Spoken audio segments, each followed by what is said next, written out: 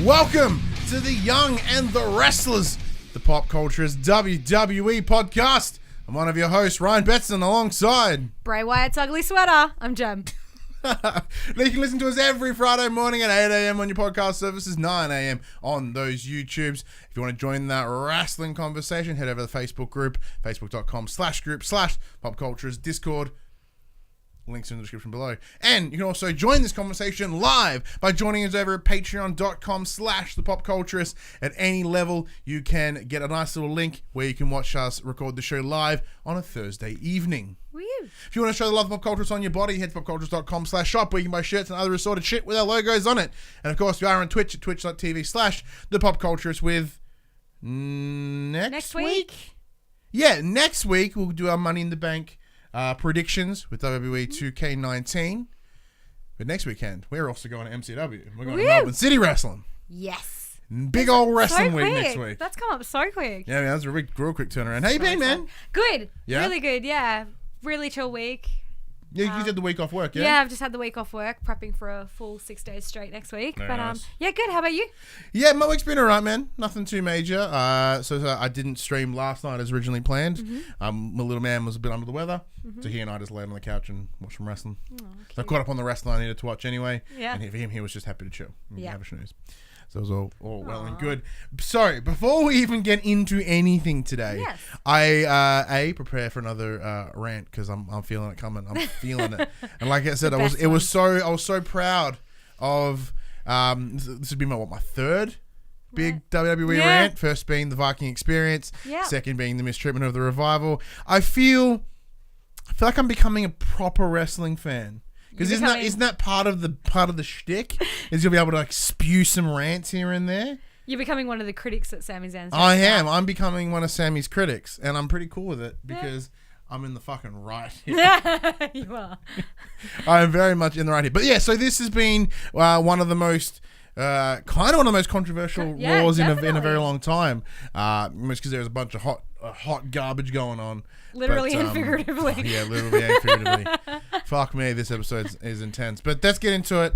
Yes. As we always do. Kicking off, this episode of Raw took place on the 6th of May at Cincinnati, Ohio. Cincinnati. I have friends in Ohio. Oh, no. I guarantee you they didn't go because they don't like wrestling. But it's a big state. It does kick off with Vince McMahon making his way into the ring, being the old prick that he is. Mm-hmm. And now we should also establish that on social media, Roman Reigns was like, "I'm coming to Raw," and they're like, "No." He's like, "Have my music ready. I'm coming anyway." So apparently that was the thing. Yes. So Vince comes out into the ring and says, "Hey, this is going to be a Raw for the ages." Big claim. Big claim. I think he thought it was going to be a Raw for the ages in a good reason.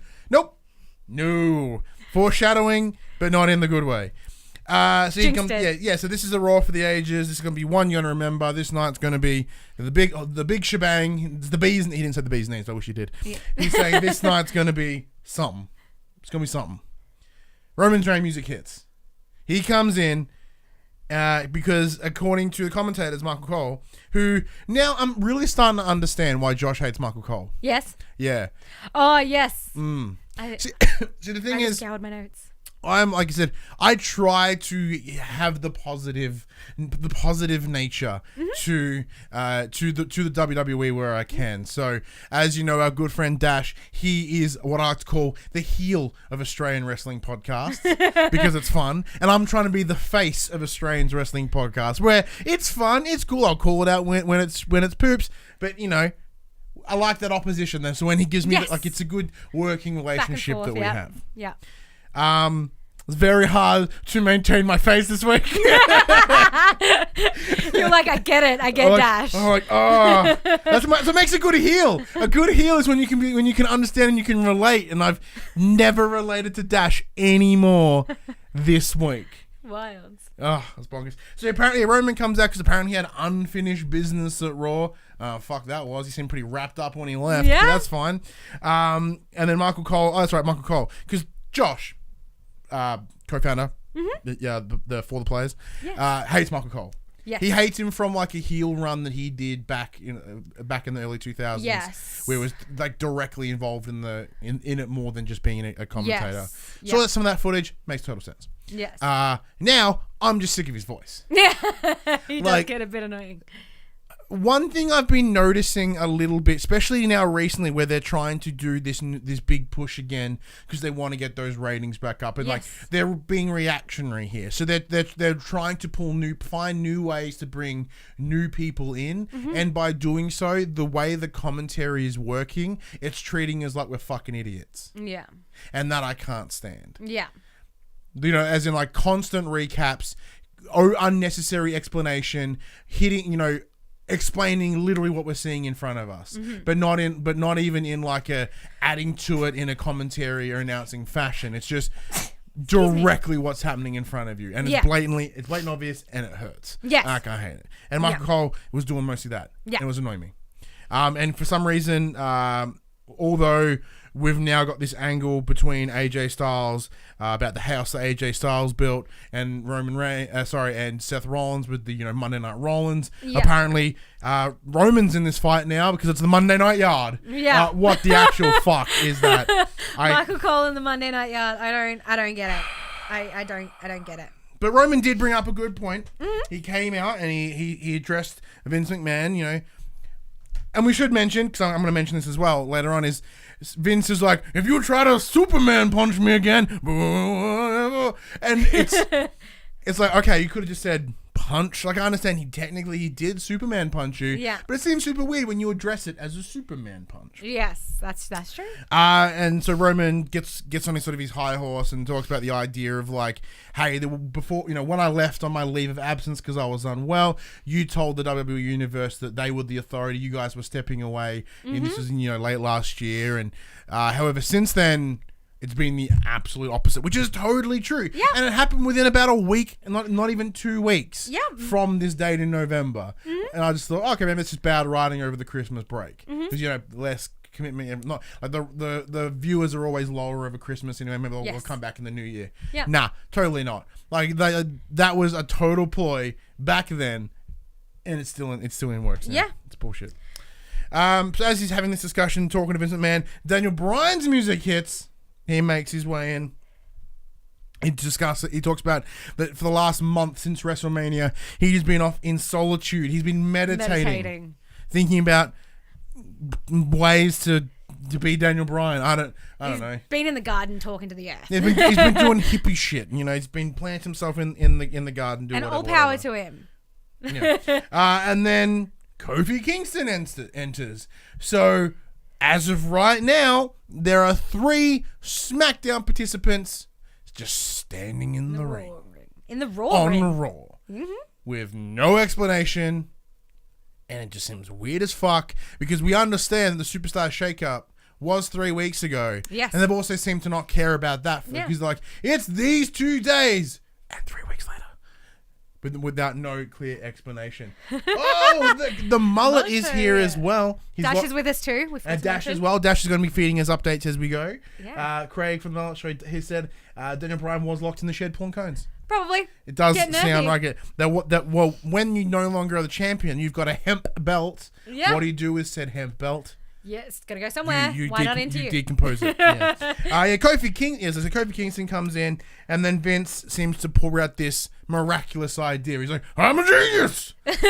Bear in mind, when Kofi did come out, Vince gave this massive eye roll, and I was like, me too, Vince, me too. Yeah. But what's yeah.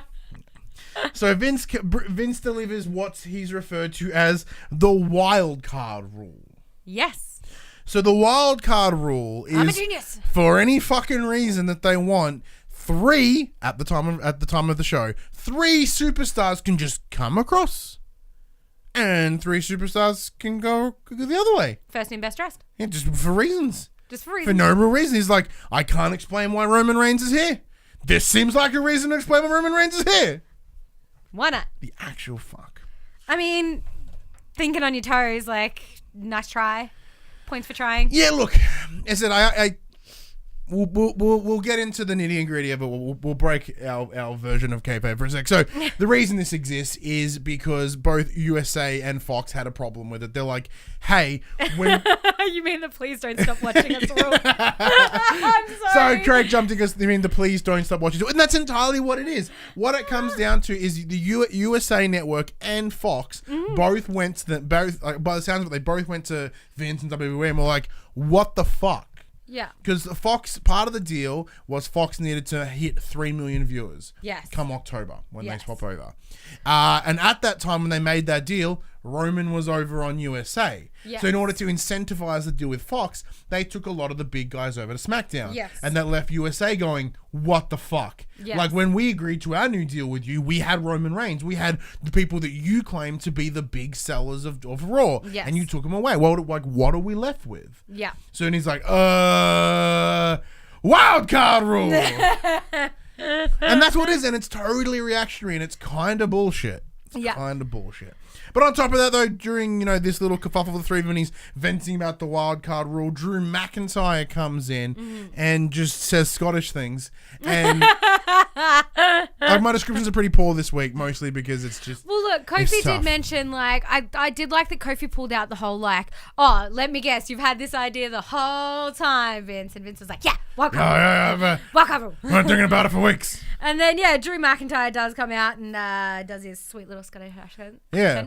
Talk to me more. Yeah, you're looking attractive too. You're like, I don't know what he said, but it's mine. I don't know what you're saying, but you're pretty. Yeah, so he comes out doing this big spiel and talking about, he's been cleaning up and all the usual garbage. Getting it under control. And Vince is like, I'm a double genius. We'll have 2 WrestleMania rematches. For some reason. For reasons. Yeah, so he announces that, 2 WrestleMania rematches. First being Roman Reigns versus Drew McIntyre. Yes. And Kofi versus Daniel Bryan for the WWE Championship belt. Yes. So, okay. One thing that did excite me was Drew McIntyre said the word ass. And the way, So he said he threatens to Claymore kick your arse. Arse. And the way he said it was just beautiful. And I was like, ooh, swearing. I miss this. I like arse. Give me more arse words. So look, before we even jump into the next part, what do you think about the idea of these rematches? Honestly, I was excited. I think just because we haven't seen Daniel Bryan in a month. The guy's a good wrestler. I do like watching him wrestle. I love listening to him speak because he's so well put together when he does speak. So I was like, yes, give me more Daniel Bryan. Make him speak. I love how he thinks that he and Vince are intellectuals and they're above everybody else. And I love that he's still even though he's no longer the champion, he's still the planet's champion and he's campaigning to be better and do better. And I just love that whole angle of him. I love how he is. So I was like, yes, bring it on. I want to see him and Kofi go again. I want Kofi to prove that this wasn't a fluke. Like Daniel Bryan said, he's it was a fluke. No, it wasn't. So I was excited to see it. Drew McIntyre and Roman Reigns, no, I didn't like it at WrestleMania. I was like, man, nah. I like watching Drew McIntyre. He's a hard hitter. He's good at what he does. But I was just like, meh. See, this is the thing. All this is really showing is that these guys, the writers here, or Vince primarily, I assume, doesn't understand why people don't want to watch shit. And you know why don't want to watch it? Fucking rematches. Yeah, constantly. So they're like, hey, you know what's a good selling point? A match you've already seen. I'm like, no, that's not what keeps me excited. Yeah. See, in terms of the WrestleMania, if we look at where it was going, what the story that they were trying to tell here, the stories are wrapped. Mm-hmm. With Kofi getting the belt, that ends that storyline with Daniel Bryan. Mm-hmm. Drew and Roman, that's ended. Roman's over there now. Mm-hmm. That ends that story. Yeah. So all this is really showing is the disregard for the narrative that they're trying to tell here, or they at least you think they're trying to tell here. It's just shitting in the face because it's we need more people watching. But people that care, people that want to watch, or people that know who these guys are, taking the time to watch them, have already seen that match. Yeah, I do get that. I think, like I said, I think it's different when you're seeing these people every week. Obviously, since Mania, we've seen Roman and Drew and Kofi every week. I think the fact that Daniel has had that break, I think gives a fresh spin on it. Like we haven't seen him in a couple of weeks. It's good to see him back. I think that for me, like generally they usually do like WrestleMania rematches and stuff like that in the weeks following. Well, see, I understand because like that's why Backlash existed. Backlash was set up with the idea of let's redo some WrestleMania matches. So if for any reason they booked it wrong, they can come and give it another go. Yeah, so things like obviously like the Rey Mysterio thing would be like a Backlash. That would have been a Backlash match. Exactly it. But yeah, that's obviously like, gone there's now. a reason everyone hated Backlash. Yeah. Because it's the same a repeat, shit. Yeah, I get that, but I think when somebody's gone away for a month and they come back fresh. Don't get me wrong, I'm not hating on Daniel Bryan. I actually make some comments about Daniel Bryan a little bit later that are totally positive. Yeah, so but yeah, I think. But other than that, I was just not about the Drew Roman match. Yeah. I get Roman's appeal, but for me, I'm honestly not the biggest fan of him. I find him kind of boring. I find his matches boring. Like I find myself tuning out on Roman Reigns, and we've seen Drew and Roman so many times now that I'm tired of it. And the real disappointing and or lackluster is that there was a period of time where Roman, after coming back was that enticed. Like it was enticing to see him go and sort of come back to where he was, quote unquote. And after WrestleMania and he got that win, he's back to where he was. He had his first singles match and he's back. And now people are starting to see those problems with Roman Reigns again. Yes. Like I say problems in terms of he's a good superstar, but he's not a superstar. You know what I mean? Like they want him to be, but he just doesn't deliver what the people want to sort of put him in that place. Yeah. And like that's why someone like Becky Lynch got moved up that high is because of like she became a true superstar because everybody cared. Yeah. Everyone got behind her. But because she's an all-rounder as well, like it's not that like she can fight, she can fight, but she spits on the mic like nobody else. Whereas Roman's just a bit like he stumbles on his words, he struggles to get things out. Like I just like I am right now. I just find him super boring because it's like, yes, no, I'm gonna punch the boss. Like it's really tricky.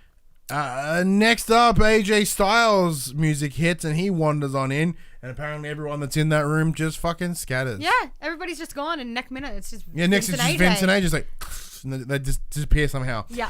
So he's questioning Vince and why this decision was made. He's like, you wait until after I come across from Raw. Like, I would have loved to do this when I was at SmackDown. Yeah. And, isn't it convenient that all this tends to happen when, I'm trying to take on Seth for Universal Championship and you bring over his best friend, Roman Reigns. Yeah.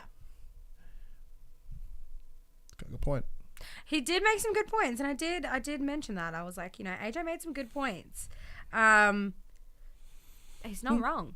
Yeah, and like that's the reactionary nature of all this of the shit that's kind of fucked up. Yeah. And then Seth Rollins enters.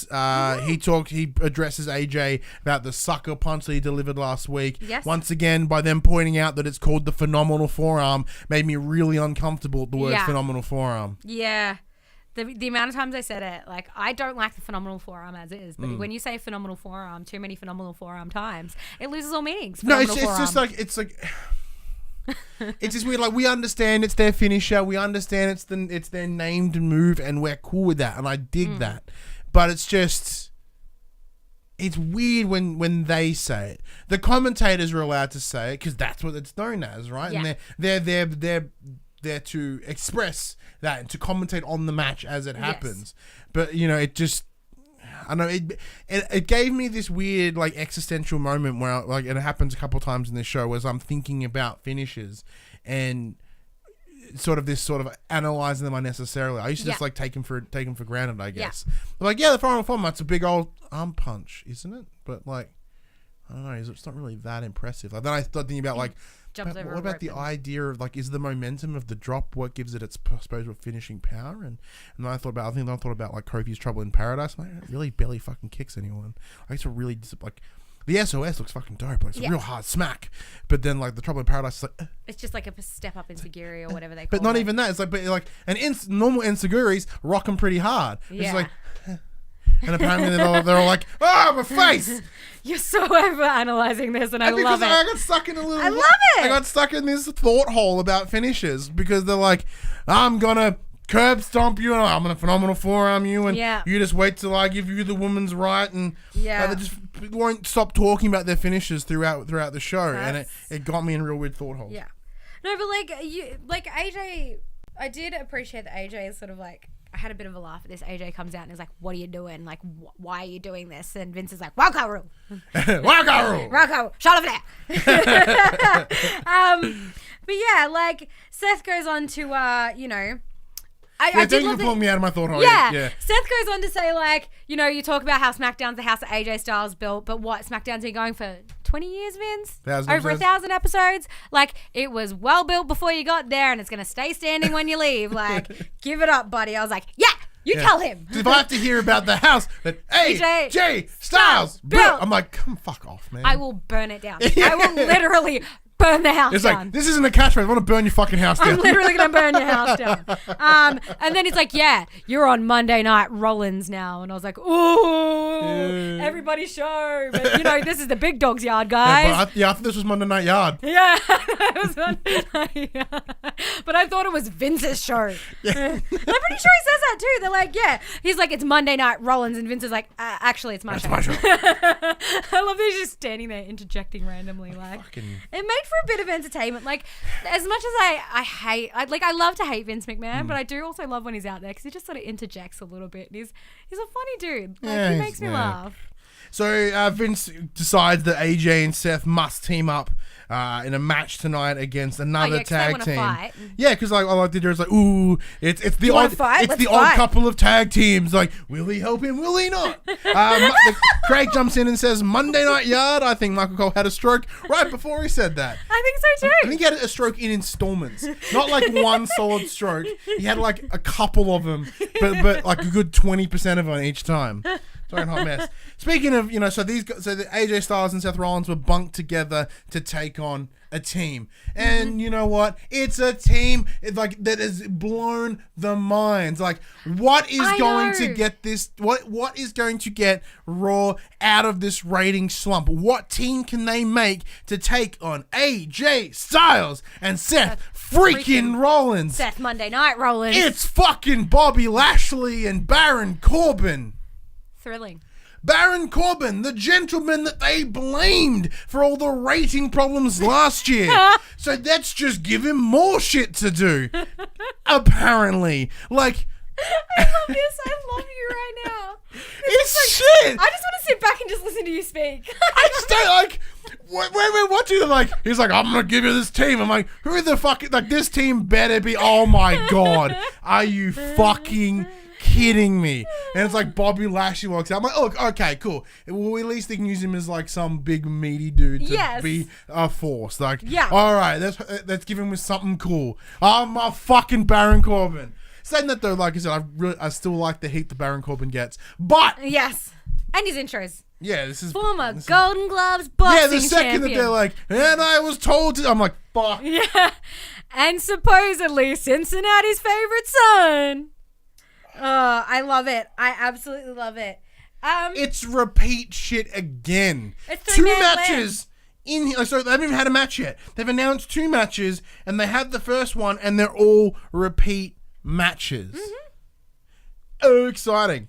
Yeah. So during the match, AJ and Seth just bicker throughout because that's what these guys are like supposed to be at each other's throat, and they're like, "Oh, we have to be friends." And it's like, the enemy of my enemy is my friend. It's like, yes. Well, no, because like these guys are barely your enemies anymore. You've beaten them like 100 times.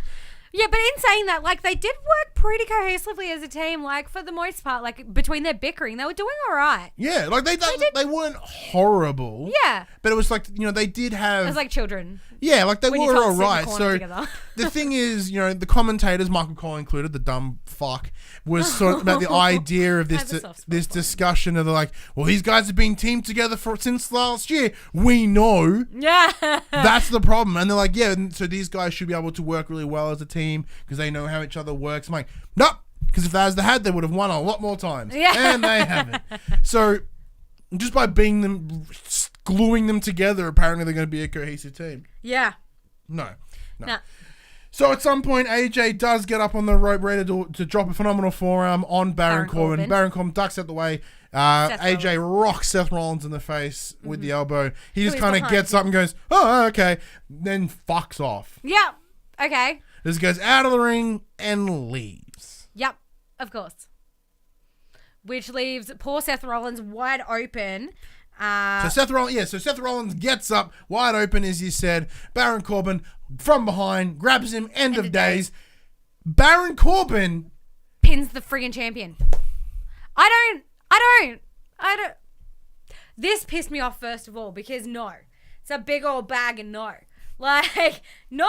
Like, it's a week out of the main event, like, out of the pay-per-view, and you're pinning the champion for the win. All I can hope is that this is them just going, Baron Corbin is not winning Money in the Bank. We're going to try tease you by making you mad, but he's not going to get it. It'll be fine. Yeah. No, I was really pissed at that. That's the best outcome. And just the way it all happened too, like AJ, like, you know, completely accidental. I'm so sorry. So Craig jumps in and says, Corbin must give the best head. Pulling a Lacey Evans and currying favors. Holy shit. To get all these matches. I'm so sorry. But yeah, like AJ, like clearly it was an accident. Corbin ducked out of the way. Clerked Seth Rollins. Like clearly is like, well, my bad. I'm just going to leave instead of, you know, paying my dues and making up for it. I think it goes the other way. He's like, well, I fucking pissed off Seth Rollins. I don't want to die. I'm out of here. Well, touche. But yeah, nah. I've literally written at the end of my sentence, like, pins rolling off the end of days. What the fuck? Yeah. What? And then, so the match, I don't want to talk about the match. Yeah, it was fine. It was okay. It was a match. I was impressed with how well Seth and AJ worked together considering the circumstances. That was it. Yeah, and it is. I guess it is build up to Money in the Bank because like there's a bit more animosity going into this. Yeah. Now James is about to break in. He's breaking in. Hey, buddy. Yes, buddy. What are we do? What are we saying? We're doing a show. Why are we doing a show? Because we do one every Thursday. Because we do it every week.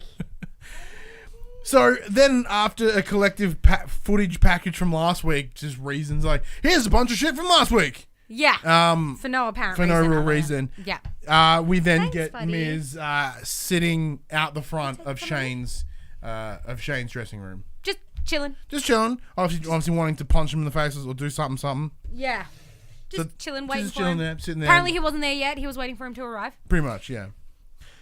Next, we get we'll get a Sami Zayn promo. Now, because I've been sitting here and ranting and getting frustrated, I've been talking this whole time. I'll be back in just a second. So what I'm thinking we do here, Jen, is that I stay quiet for a sec. Okay. And I'll let you talk about the Sami Zayn promo. I'm actually really because showing you. I got things to say about this, but I'm not going to go for it. All right. So Sami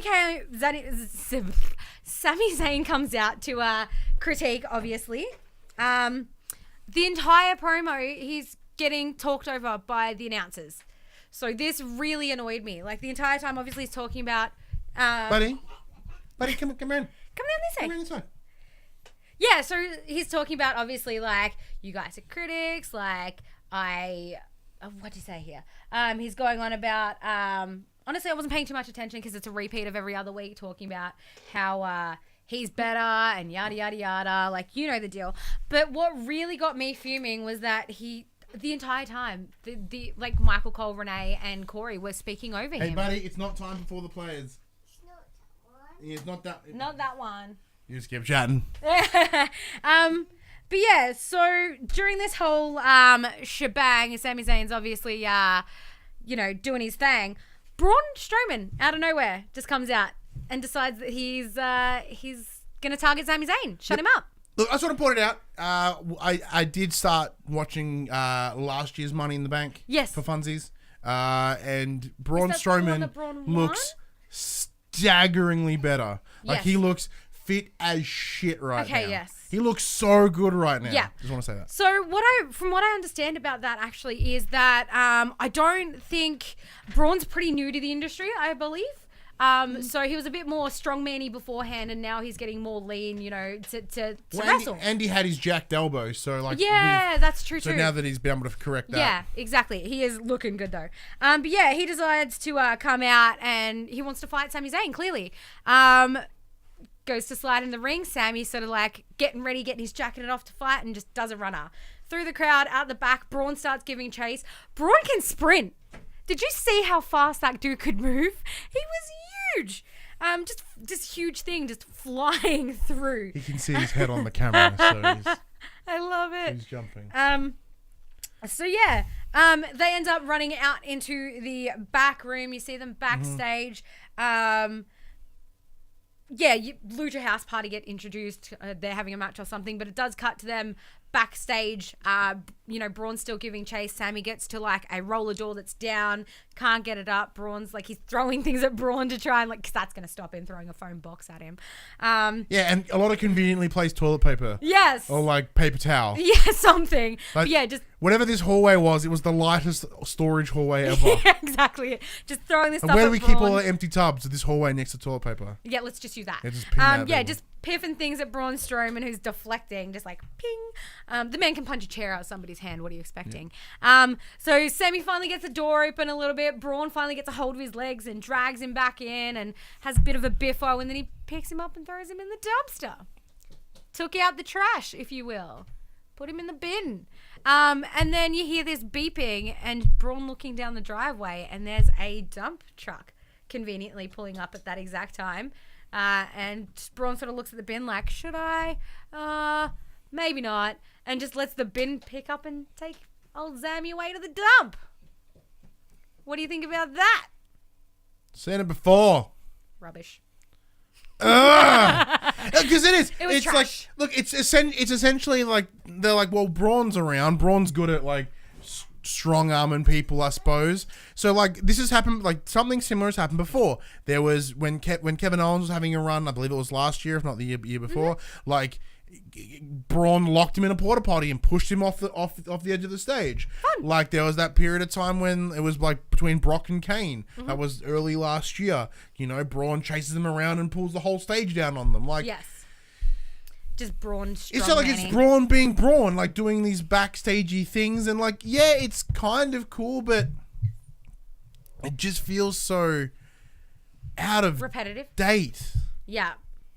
Like, I know, look, this episode is going to be like sort of inherently negative for me. Yeah. Because a lot of what happened this week is negative, and I'm not trying to be this big old negative Nancy, so I'm sure I'm looking at everything in a negative tint. But it's like, this just nothing for me. Like, after all of this awesome promo work from Sammy, this is what he gets? Yeah. I can see where you're coming from. I think because I haven't seen it in a while, for me, I was a little bit excited. I was like, yeah, take out the trash. Like, I see what you're doing there. It's a metaphor. Like, I was having a bit of a gig with it until the whole, like, dump truck thing. Like, if you had to just throw him in the dumpster, that was fine. But the whole dump truck coming in as well was a bit like, oh, here we go. But it's just more of the... Child's crazy. Yes. But the issue of it with me is it instantly voids Sami Zayn of importance. Yeah, that's true too. And that's the problem here. So although Sammy's promos weren't quite as tight or as good as Daniel Bryan's, but they were very similar in sort of topic about the crowd and their critique and how they're a detriment. Like, I think, you know, a lot of Vince McMahon has been pushed into what Sammy's saying. Yes. Here. So by having him thrown into the bin, it's them trying to appease the crowd. Yes. But like, the crowd were loving what he had to say. Yeah. Like, out of everyone, he was getting the most reaction. Yeah. So the problem is, every time he comes out now to deliver a promo, it will instantly mean less. Yeah. And that is a concern. Yeah. Because how can you take anything he says now seriously? Yeah. Yeah, no, I definitely get where you're coming from there. So, like, if EC3 comes out again, you're like, that time the Braun Strowman put you through the stage? Yeah, I know what you mean. Braun's just like a barrier, I guess. He's burying people, and it's kind of poo. Yeah, definitely. He's the pallbearer, I guess. It just doesn't make sense to me. Yeah, but I yeah. agree. So during all this going down, it was Lucha House Party. I wrote here versus some jerks. Yeah. I don't know who the fuck they were, but They Lucha were House Party, like, apparently Cincinnati's finest athletes or something. doubt it. Yeah. Like, it's just Lucha House Party doing something while this was going on over here. Yeah. And who cares that Lucha House Party got a win? I mean, Who cares? I thought it was kind of nice to see because I have been sort of bowled over. But at the same time, I was like, just give me a pinata. You know what that's relief. called? 50-50 booking. Like, Yeah. it's just, it's just the idea of like, I suppose you should give them the win because we mushed them for the last 2 weeks. No, be consistent. If these guys are shit, let them, like, they're shit. Yeah. But, like, don't bring in some random fucks. Like, when there are people that are literally fighting for spots on telly, Yeah. and you're like, let's bring some random let's put out Lucha House Party. Let's bring and some random fucks in. Yeah. No, that's poor talent management right there. That's definitely agreeable. Next we get a rematch from we've seen before: Ricochet versus Robert Roode. Yeah. So now this was not just a standard match. This was for a shot in the Money in the Bank match that Ricochet currently holds. Yes. So if Ricochet was to lost, Robert Roode would take that spot. The announcers do mention that they're going to tell us why very shortly. We end up at a video package of Natalya, Naomi, and Naomi reading invites from Lacey Evans. Apparently, she's formally inviting them to ringside for her match, dress in formal attire. And Dana Brooke comes up and she's like, "Did you guys get this shit too?" And they were like, "Yeah, lol." Like, bit of a whole bunch of nothing, but okay. And then it cuts back to... they mentioned that Lacey's getting on their nerves. You're not alone. They're getting on my nerves too. And when I say they, I mean the garbage bin that is Lacey Evans. I was just thinking, Braun Strowman threw Sami Zayn in Lacey Evans. Hey! Sorry. But yeah, and then it cuts to a bit more of Miz just hanging out in front of Shane's locker room. And then back into the match, and the announcers mention that the reason Robert Roode and Ricochet are having this match is because Robert Roode kicked up a stink and petitioned to have the match because he should be in Money in the Bank because he beat Ricochet a couple of weeks ago. Which I guess is a valid point, but at the same time, like... Nobody cares. Like, nobody cares about you and your mustache, Robert. Yeah. Like, nobody wants to go for that ride. all it is, it's that's 50-50 booking. It's like, he won, then he lost, then he won again. Like, it doesn't make anyone look good. It makes everyone look shit. Yeah. It makes me care less about about Ricochet. Yeah. Like, Robert Roode, with the whole idea of this change, could have been interesting. Could have. Like... there's that need for a more male heel. Yes. Good male heel. Yes. And he seems to be doing all right He with it. could be good. Yeah. When you're not playing with someone you've already seen before. Yeah. And having him lose. Yeah. That's true too. Like, I understand that someone has to lose. Yeah. And why don't they bring in some of the jobbers out the back rather than bringing random fucks in? Yeah. Now, Craig in the chat did mention that they did bring out the Iconics did bring out some random goobers to take on as well. Yes. And my point still stands. That was the dumbest shit I've ever seen. I think from the Iconics standpoint, it's different. The Iconics did that because they're guaranteed to win. They had the titles on the line. It fits story. It fits story. It's them being like, look, we kind of know that we can't beat anybody else, so... Let's bring some goobers out. Let's bring some people that we know we can beat. Like that. There's story in that. Yeah, exactly. With Lucha House Party, who have no story right now, apart from getting wrecked by Viking Raiders, is now they're like, well, we'll bring some people in. Yeah, exactly it. So it's a bit different there. You do make a good point, but it's a little bit different. I think with the Iconics, it fits the storyline, whereas this time it's just nothing.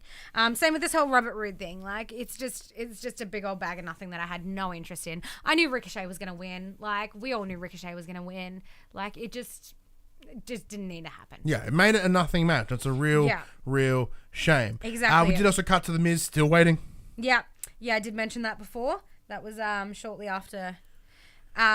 We do get announcement that shortly after that Rey Mysterio and Samoa Joe will be fighting for the title at Money in the Bank, which I was quite excited about. Cool. Considering, So that's only everything in the show so far of being a repeat. Yeah, exactly. Well, look, I'm excited for this just because obviously we didn't get to see much out of Rey at WrestleMania. Look, was it last week that he versed Joe and he won? Yeah. Look, I get it. I think for me, I find it more exciting when the title's on the line. Like that match last week was a bit like meh, repeaty. I'm pretty confident that this is what they had planned for WrestleMania, but with Ray not being 100%, they couldn't do this. They couldn't execute it. And that's fine, I guess. Like when you kind of look at it from that lens, because Dominic's super involved in this now. You're like, okay, this was what it was meant to be back then, but they had to delay it, and that's fine. Look, Joe and Ray will do all right, but once again, it's that same shit. He wins at WrestleMania. Ray won the week in the next match. Yeah. Like, what does it mean? Like, where's the stakes here? Yeah. Like this is why the Kofi Kingston story worked, because he won. Like even through every barrier they put in his way, he won. He made him a legitimate threat. Yes. We cared. We're like, he has won this whole time, no matter what they have put in front of him. Yeah. So when he got there and he got that belt, we all like, fuck yeah, because you genuinely earned this trip. Yeah. Right now, has either of these earned this trip? Because we discussed this last week as well. It's like it's all well and good to give Ray the US title, the one he's never had before, but that buries Joe, and Joe needs to look like a monster, because there is like the middle card. It is like in terms of how the roster looks right now. There's like the tiniest of handful of people up top, and then fucking everybody in the middle. Yes. Yeah, that's very true. Look, I think for me, as you said, we have seen a lot of Dominic lately. I think it's definitely playing into maybe there's going to be something there with him. I'd really like to see something there with him. After this announcement, it does cut to Ray and Dominic backstage having a chat, talking about how like Dominic's proud of Ray for his win last week. Ray was talking about how it was so beautiful that Dominic had him up on his shoulders. It was so awesome. It was a huge moment for him. And then Ray has to leave somewhere, and Dominic walks away, and you see Joe just like hammering down, stalking him, which I thought was awesome. I was just like, oh, it's gonna happen here. Cool. And it really puts in my mind that this is gonna have something to do with Dominic. Dominic's gonna be involved somehow, and I really want to see it. Like it's really something I want to see, because we do know he is a third generation superstar. That he assuming he competes. Yeah, I'm hoping that he does. I'm hoping that he is going to be part of this as well. I would love to see him on the main roster. I would love to see, obviously Dominic's a lot bigger and a lot different to Ray in that respect. I'd love to see what he could do, whether it ends up being, say, Dominic, like, we could have like a best in the world situation where, say, Ray's injured, so Dominic takes the play for him and ends up taking the title. Like, this could go anywhere for me. And I think that's what's exciting me, is this Dominic angle is really, it's really giving me something to hang on to. I'm hoping. Look, it is one of the shining lights of this episode in particular.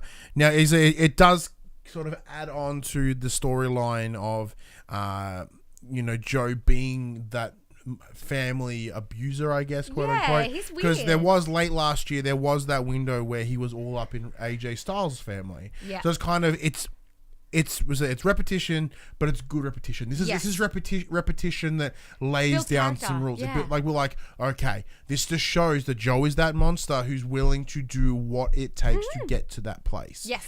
And that's awesome. Yeah. And I love Joe for that. Joe's like, he's one of my favorite baddies. Like, he's just so good at being bad, and I love that about him. But he does get face-to-face with Dominic at one point. He's like, I know what you did last week. You were trying to embarrass and humiliate me, but I want you to take a message back to your dad. I want you to tell Ray that I'm going to clobber him. Like, I'm going to put him to sleep. Like, you tell him that. Like, Dominic tries to say something. He's like, and, like, freaks him out. It was just super cool, because Dominic's taller than Joe. So it was cool to see that even though Joe's a bit shorter, being a bigger dude, being a bit of a powerhouse, he was still intimidating to Dominic. Monster. Yeah, he's a monster. He's intimidating to somebody who's taller than him. That was really cool. That really solidifies Joe for me. Like, you just know, he's just a beast. Yeah. Next up, Lacey Evans enters for her match. I'm just gonna put it out there. She looked jacked as fuck this week. Yeah, she's ripped. She looks She's literally huge. ripped. In previous episodes, she ripped her dress. She's literally ripped. Yeah. Like she's standing there and it's just like... Shoulders and arms. She looks huge. She's all shoulders Massive. and arms. Give her credit. Awesome. She's got a good physique. But yeah, as she's waiting in the ring, she does have Naomi, Dana, Natalia, and Alexa Bliss comes out. Clearly, Alexa Bliss got the invite as well. And, you know, she does mention before the match starts, she's versing a nobody, by the way. I wrote some fucking jerk. Yeah, she does mention before the match she was expecting a formal RSVP, but, you know, they're not ladies, so you can't expect that from them. Mind you, all those girls were looking fine tonight. I did. Like, everybody looked good. Like, Dana Brooke especially. I really like Dana Brooke's get-up. It was very nice. Cargo pants, checker shoes, checker top. I was like, yeah, you listen to Blink-182, don't you? I was all about it. Channeling some leader. I dig it. Curly hair, early 90s, like superstar, women's superstars, what they used to call divas. Loved it. Absolutely loved it. Dana looks super cute. Natalia always looks good. So Lacey Evans won against this fuck in less than a minute. Yeah. This is what I wrote. Just a big old doos. Here we go. Who the fuck cares when they verse random jerks? It's literally just promo. Who cares that they win in less than a minute when it's someone we have no stake in? Yeah. Bring out Liv Morgan. Why can you bring out Liv Morgan? Yeah, like Liv Morgan's injured, but like she broke her toe on a stripper pole. Good job. Proud of you, girl. So like why would anyone care? They're like, I know it's to them show dominance, but wouldn't it be better if they showed dominance over someone that we know has like somebody who's already in the roster? Even Ruby Riott, where like since they broke the Riott squad, where is she? Yeah, exactly. Bring her out. They're like, yeah. Oh, Ruby Riott's all right. Oh, she fucking mushed Ruby Riott. That's something. There's something of note there. Yeah, 100%. I think, yeah, it was, honestly, I wrote down, like, this was a dumb match. Like, it was just useless. And then, yeah, afterwards, it's just all a setup for Lacey to babble about how they're going to watch her win they're going to watch her beat Becky Lynch at Money in the Bank, and because she's a real lady, and she's going to, you know, whatever, yada, yada, yada, because I'm Lacey Evans. She's like, I'm going to give her the woman's right, and if I'll do it, I'll give her the woman's right again. And then I wrote here, why are they all mentioning their fucking finishes? Yeah.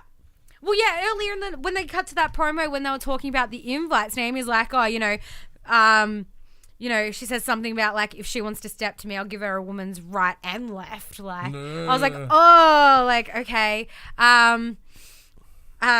Yeah, it was just dumb. It was stupid until the man, Becky Two Belts, comes out and she just goes wailing. She goes, like, everybody just steps aside. She goes running into that ring and just starts wailing on Lacey Evans, who does a runner. I was just like, yeah, Becky.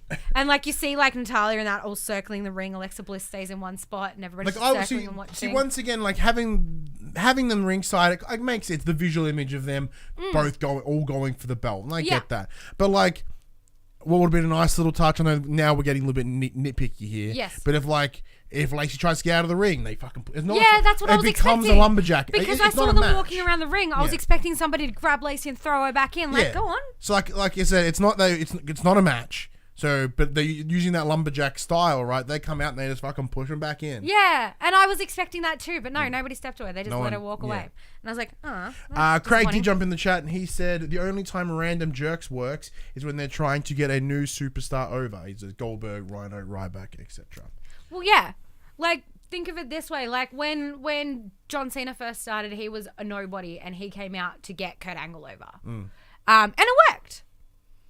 And then it worked. Yeah, but like the big difference is here, like, I imagine during that time he came out, like, because when I say random jerks, Craig, I mean random jerks, and these guys aren't even WWE stars. Like, they're not employees of WWE. These aren't NXT people. These aren't Performance Center people. Yeah. These are random fucking people that we've had no build up to, no backstory to. Yeah. It's like they grabbed 6 people from the crowd. Yeah.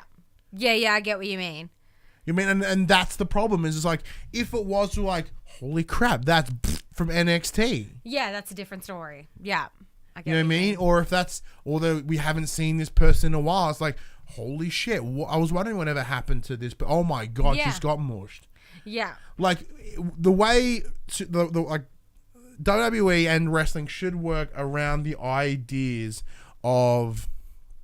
It should start around the ideas of names. Yeah. The entire company is built around name recognition. Yeah. So when it's When a they're not new even name mentioning their versus yeah. no one, Yeah. like there's no added extra there to kind of even make that mildly incentive. Yeah. And I'm talking around in circles, so my bad. But yeah, Becky and Lacey just kind of soft punch it through a while. Craig clarifies, he goes, I mean, when Goldberg et al. started by wrestling randoms. Yeah, I get what you mean. Yeah, you make a valid point there. Obviously, somebody like, like say they were trying to get over, for instance, the Iconics, and they had them against, some randos. Well, let's put it out. Let's look at it this way, right? Because we'll no doubt talk to this soon as well. Lars Sullivan. Yes. What he is doing is a good way to get someone over. Yes. Because he comes in and he mushes people who are strong. Yes. That is what makes a good push. Yeah, that's true. Next, we got Daniel Bryan promo, and I just wrote here, I missed him. Yeah, just yelling at the camera. Like, he looks angry all the time. He's so brilliant. fluid in how he speaks. Oh, his delivery's Everything's on fire. so beautiful.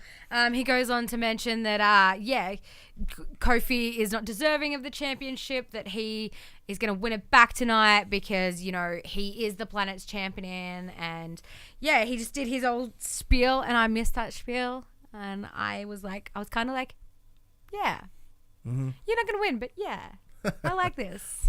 I've missed him. I have missed him. He's so good at what he does. Yeah, look, I'm so happy to have Daniel Bryan back. Like, I was genuinely concerned, like, a little bit that, because, apparently he was off being injured, and that was making me uncomfortable. I didn't want to, like you said, the new Daniel Bryan character right now is probably one of the greatest things currently in the company. Definitely. So to have that be almost be a loss is a detriment to what they've got going. Definitely. Obviously concerns because he has had previous serious injuries as well. And he got ragdolled around that ring, and for someone that has concussion risk and brain hurt, it's not good to have him thrown around the ring. Next, the Viking Raiders do enter. Although we don't see the entrance, we do know that it is a match against Kurt Hawkins and Zack Ryder. Yes. The current Raw Tag Team Champions. It is not a title match, however. No. While presumably Kurt Hawkins and Zack Ryder walk out, the Usos are weird backstage. Yeah. So you see them duck out. So they're sticking their heads suspiciously like a cartoon out of the men's locker room, and they're all trying to be like, don't be fucking weird, like you're being weird. Yeah. But then, they duck out and run away, and then it cuts back to our match. Cuts back. So match between Viking Raiders and Kurt Hawkins. So it was fine. Yeah. I like the Raiders, so that's no issue for me. Yeah. In terms of that, it was they try to get the jump early, like the bell rings and they're right in, they're ready to rock and roll. Yeah. It does end with the Viking experience on Zach. Yes. Who fine. takes the pin? It's one of those things. Like I see the Raw tag belts on the Raiders. Yeah. And it's going to happen. Definitely. And especially considering I'm pretty sure that was Hawkins and Ryder's first loss since winning. Maybe. I think so. Maybe. I like maybe not Money in the Bank, but by whatever the next pay-per-view is, Stomping Grounds, I assume, they will have the belts. Yeah, which will be awesome. Craig jumped in and goes, biggest waste of the Usos so far. And Couldn't agree more. We'll not get agree to that more. shortly. 5-5 Funhouse. Woo! I'll let you go this one, man. This was fun. This was so fun. So it comes in and Bray Wyatt, Mercy's in his little box, Mercy the Buzzard, and he's chewing on something. Bray's like, what do you got there, buddy? And he's like, don't worry about it. And he's like, no, what do you got? And he's like, get out of my business. Mind your business. With his cool little swamp man accent. And Abby comes up and she's like, what are you doing over there? And he's like, none of your business, Abby. Go back to sleep, you witch or something. And, Bray does the sneaky, tries to grab whatever's in the box out. And Mercy goes to bite him one. And he eventually sort of gets his hand in there and he's like, what's this? And it's Rambling Rabbit. And he's obviously chewed him up. And he's like, what'd you do this for? And he's like, I was, he was trying to push his archaic ideologies, ideologies onto me, and I don't like that stuff, so I decided to get rid of him. And he's like, you know what, it's fine. You're expressing yourself. You know, some people do it through painting. Some people do it through music. You've done it like this. You know, everybody can be forgiven, and I forgive you. It's okay. And he's like, you know what this means? It's time for a picnic. And they put on sunglasses, and he sits down with these real somber looking kids. They're just sitting there all like expressionless children. Expressionless children. They look like it was like cult children. I was really scared. I was like, what's going on? And at one point there's like a flash of the hurt heel hands. Yeah, the hurt heel hands, like Bray Wyatt, like this, and there's like a flash there, and I was like, oh, this is getting creepier, and I love this. I am all about this. Now I did find out that apparently Mercy is or has been connected to a wrestler from the 90s called Waylon Mercy. Same voice, little catchphrases, stuff like that. I was like, that's interesting. That's a nice little nod to old school wrestling. But yeah, it was really, really interesting. When he did say rambling rabbit and like the bohemian ideologies, my mind immediately went to Danny Bryan, obviously, and what he's been preaching the last couple of weeks, and the fact that he's back this week and then this is mentioned. I was a bit like, oh, is he coming for Daniel Bryan? Like, that would be cool. But again, like the options are limitless with this. All I know is I'm really enjoying Bray Wyatt at the moment, and I want to see more. Yeah. I can't wait to see him back in the arena and in the ring. Like, I'm so excited. See, that is my concern. Like, although these Funhouse things are awesome, and I want to see all of them all the time. Yeah. Like, there is going to come a time where he has to go back into that ring, and I really don't know whether that'll kill the momentum. Because I think the edited nature of these little clips makes them brilliant. Yes. I think he can do something with it. Oh, don't get me wrong. I'm entirely hopeful, but I'm also like super cynical. yeah. Understandably too. Like, obviously, I don't know much of Bray Wyatt aside from this, so I'm really excited. I'm really excited.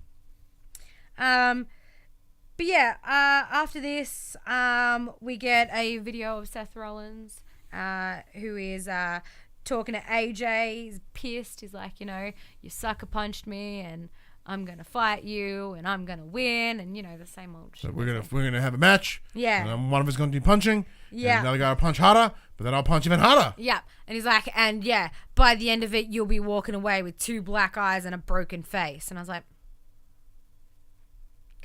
good job. Cool. No one ever really gets black eyes in here. So yeah. I was like, I was really underwhelmed by it. Yeah. It's just like, okay. Could be better said. That's just there. It feels like they're packing a lot of shit into a small amount of time now. Like, they're just trying to get everything in before the pay-per-view. Like, it's just, I got lost a few times, and I had to rewatch a few things because there is so much going on. I was like, hold on, I blinked and I missed it. Because the Superstars shake-up has taken longer than it should have. It's like, that has become the distraction of them telling a proper story over here. Yeah. Because what it is, rather than sort of just focusing on this is the problem with the live nature of WWE, is if you're making a regular televised TV series, right, a regular serialized show, you would go, okay, cool, let's record episode 1, 2, 3. So they record the first 10 episodes. Then they release them, well and good. And then, because they're already pre-recorded, if someone has an issue with episode 2, that storyline continues. And then by the time they get to 10, they're like, oh shit, maybe we can have to change some things. The difference is here is because they get direct feedback every week. They constantly feel obligated to go in there and change it. Yes. So if they had previously went, okay, Superstar Shake-Up's 1 week, and we're going to write this story for here, and here, and here, but because Vince is in the year going, we need to put this, and we need to change this, we need to do this, because we need to change this rating problem right now, because we have to work right now. Fly, yeah. Like, it's just fucking any long-term plan. Yeah. Or even any short-term plan. Yeah, definitely. But yeah, it is a bit of a clusterfuck. But yeah, after this, we do get the Roman Reigns Drew McIntyre WrestleMania rematch. It was a match. It was a DQ win to Roman as Elias and Shane McMahon enter to sort of add some boost. So let's count. That's 4.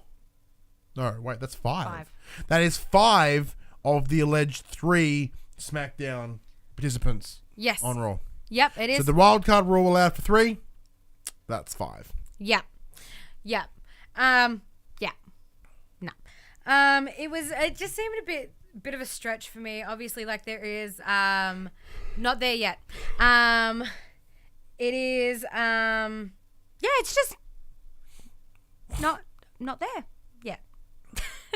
Like it's a real stretch. Like this whole Roman Reigns and Shane McMahon thing, like why did Shane and Elias have to be there? Like, what are you trying to like show Roman a lesson? Like, teach him a lesson on your show. Like, leave it on your show. Neither of them needed to be there. Money in the bank. Yeah, neither of them needed to be there. But yeah, they obviously do put the beat down on Roman Reigns. And Drew does get involved as well. And then the Miz out of nowhere with the chair attacks Shane, which I thought was pretty good. I was waiting for Miz to come out. And yeah, Shane does a runner, while Elias and Drew McIntyre are still bolting into Roman Reigns. Miz takes off to go after Shane through the crowd and stuff like that. And it cuts to them sort of like backstage. Shane's running away. He finds a little spot to hide, and Miz just comes bolting past, doesn't see where he is. And then for some reason, Charlie comes up and she's like, Shane, like, do you think that was a good idea? What are you doing? And he's like, why are you with all the cameras? Like, you idiot. And he runs down a stairwell and down to his limo, which is conveniently parked at the stairwell.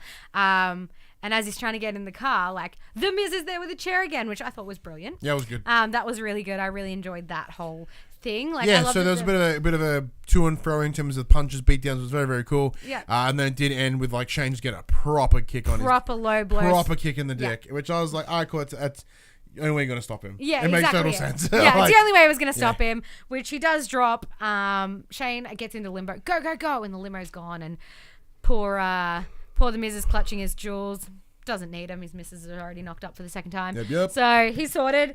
This, to their credit, this is making me really excited for Money in the Bank. Right? WrestleMania was amazing. And the fact that they're still carrying this on and there's still this angle to it.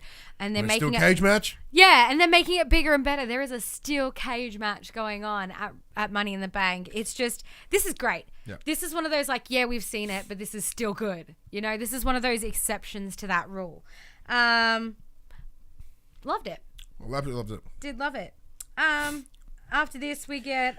so we get a match. It is the Good Brothers, Gallows and Anderson, versus the Revival. Yes. Revival are in the ring and they're acting all weird. They're fucking... Like they're hot or something. They're messing about with their clothes. Something's going on. The Usos enter to tell the Revival that they have been using...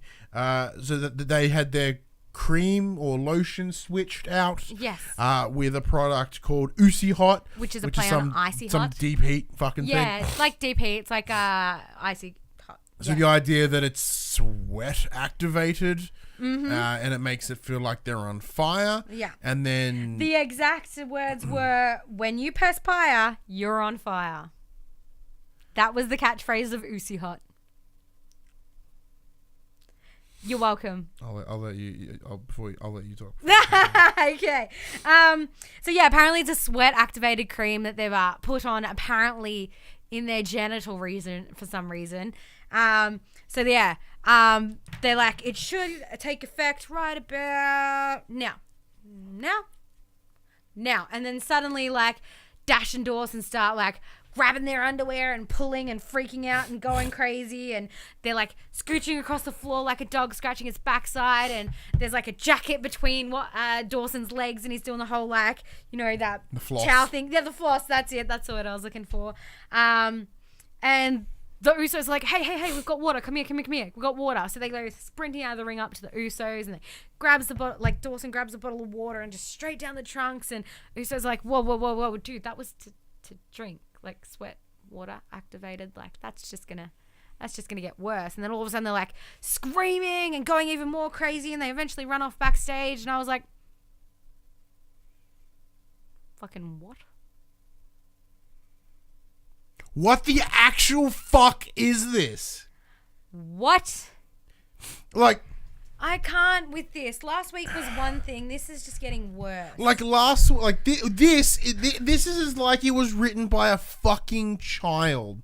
They're like, what? Because the long and the short of it is that this is a reaction to Vince for the Revival not being willing to renew their contracts. Yeah. So what they're doing is they are burying them. They're making them look absolute weak as piss before they bounce it off to wherever they go, which is more than likely like All Elite. Yeah. So they're punishing him. This is the pettiest bullshit.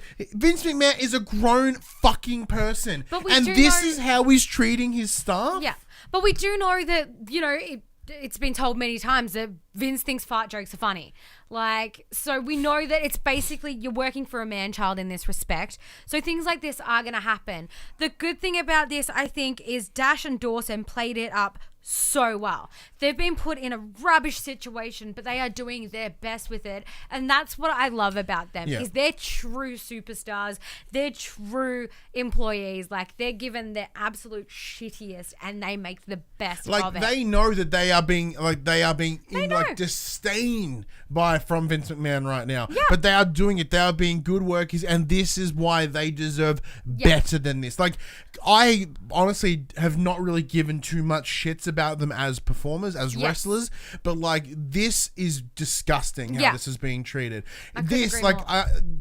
Because this is the thing, as I mentioned, the entire idea of wrestling is you are based as a name. It is name recognition. It is, as I said before, it's how you are perceived. Yes. So what they are doing is they are destroying them before they move on. That is actual disgusting. Yeah. Like, you are literally jeopardizing their future employment because you are an old fuck who mistreats people. See, I think it's the other way. I think because this is going so bad for them here, I feel like they're going to cop a lot of sympathy from other people, and that's going to bring them straight up, and they're going to surpass anything they were ever people were. love the Revival. Like, anyone that likes not just the pageantry of WWE, but like genuine wrestling. Like, these guys were brilliant in NXT. These guys have been great in other places. Like, they are going to do perfectly fine without the WWE. And they take that hate and they turn it into something amazing. And what you should do is you should be like, look, you guys don't want to renew your contracts. That's fine.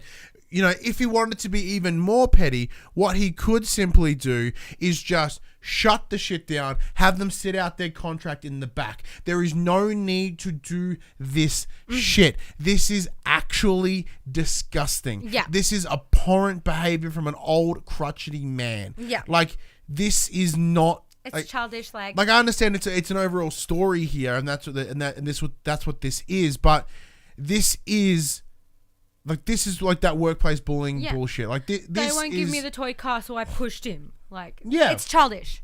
It is absolutely disgusting. And it's like, it's actually worsening the product. Yeah. If they care so much about what this show needs to be better, it needs to get more ratings. This is like similar to last week with the back shaving thing. It's the repeat of the same thing. This is actually more detracting than anything else. I'm sure it'll entertain 8-year-olds like, he's he's hot. And I had a little bit of a laugh because they played it so well. Any grown fan of this who actually wants to see this go well, like most, like me as a wrestling fan, and I assume many wrestling fans out there, they don't want to see this be a shitty product. They want this to be a good product, to be succeed. A successful product, because it is the biggest one out there. It is the goal of any competitor in any independent scene. So it should be like the pinnacle. Like, it should be what everyone looks up to. And like, if you look at that and be like, I do not want to be anything involved with that. Yeah. Like, since that I've fallen back into wrestling, since we've made this show, like, there is like part of me is being like, I like to wear the wrestling is my favorite, is one of my new favorite things. I love it endlessly. I want to wear it on my shirt, on my sleeve. Like, I wear wrestling shirts every day. If anyone sees these things, I have to go on the defense of why wrestling is good. Yeah. Like, this is literally diminishing everything that I love about wrestling. Yeah, exactly. Everything that brought you here now is just like ruining and Yeah. ripping it out of your hands. Yeah. But like in saying all of this, like Craig has just informed us that the whole back shaving incident actually paid off for the revival. He's let us know that they have received an endorsement from Manscaped. Yeah, so Craig also sent me the tweet here. It says, "Hey, at Scott Dawson WWE and at Dash Wild WWE, we saw you guys manscaping on hashtag Raw and would love to partner with you and you give you guys the right tools for the job. Let's make at WWE Usos jealous and want to start manscaping. Hashtag get manscaped. Hashtag WWE. Hashtag we save balls. Hashtag your balls will thank you." Yes, I love that. Also, Dash has just said, yes, let the hate flow through you, Ryan. Thanks, Dash. I'd love you to be at Dash, but you to me are the negative Nancy of the WWE, and that's what I love about you. Is like I am so positive about everything, and then you're just like, this is shit, and I hate it, and I'm like, yeah, you do, and that's what I love about you. Yeah. This is fun because it's like having that in real life right now. Like it's like Dash going on a rant, but through Ryan. It's like he's manifesting through you, and this is fun. Yeah. It hurts, man. man. When you get angry. Like it hurts me because but it shows how much you care. Yeah, exactly. It hurts you because you care. Like I want this. Like is that you want it to succeed because you're enjoying it so much. You don't want to lose it. And I get that. And I'm very much the same. But like I said, like huge props to Dash and Dawson for doing so well with it. Yeah. But shortly after this, let's just move on. Thank you. Because I don't have enough energy to yell again. Yeah. So Kofi goes on another little like... Yeah. No, I don't think I'll yell again. Kofi has a little promo talking about how he's he's going to show everybody that he deserves this and that he is a deserving champion. He's going to prove to Daniel Bryan again that he is still the champ and why he is the champ. And then after that, we have a No Way Jose conga line. Just out in the ring, just no way Jose just dancing around the ring, which I did notice. The front runner with the red hair, she was being a goober a couple of weeks ago. She was the same girl that was in a match with somebody, so I thought that was pretty cool to see her again. I was like, look at you, from in ring to around the ring in No Way Jose's conga line. That was fun. I loved it. It was fun to see. It was fun to see her again. I just thought she looked like Ariel the mermaid. That was a bit cute. Red hair, green outfit, sequins. It was a thing. But yeah, this brings us to a fun fact about the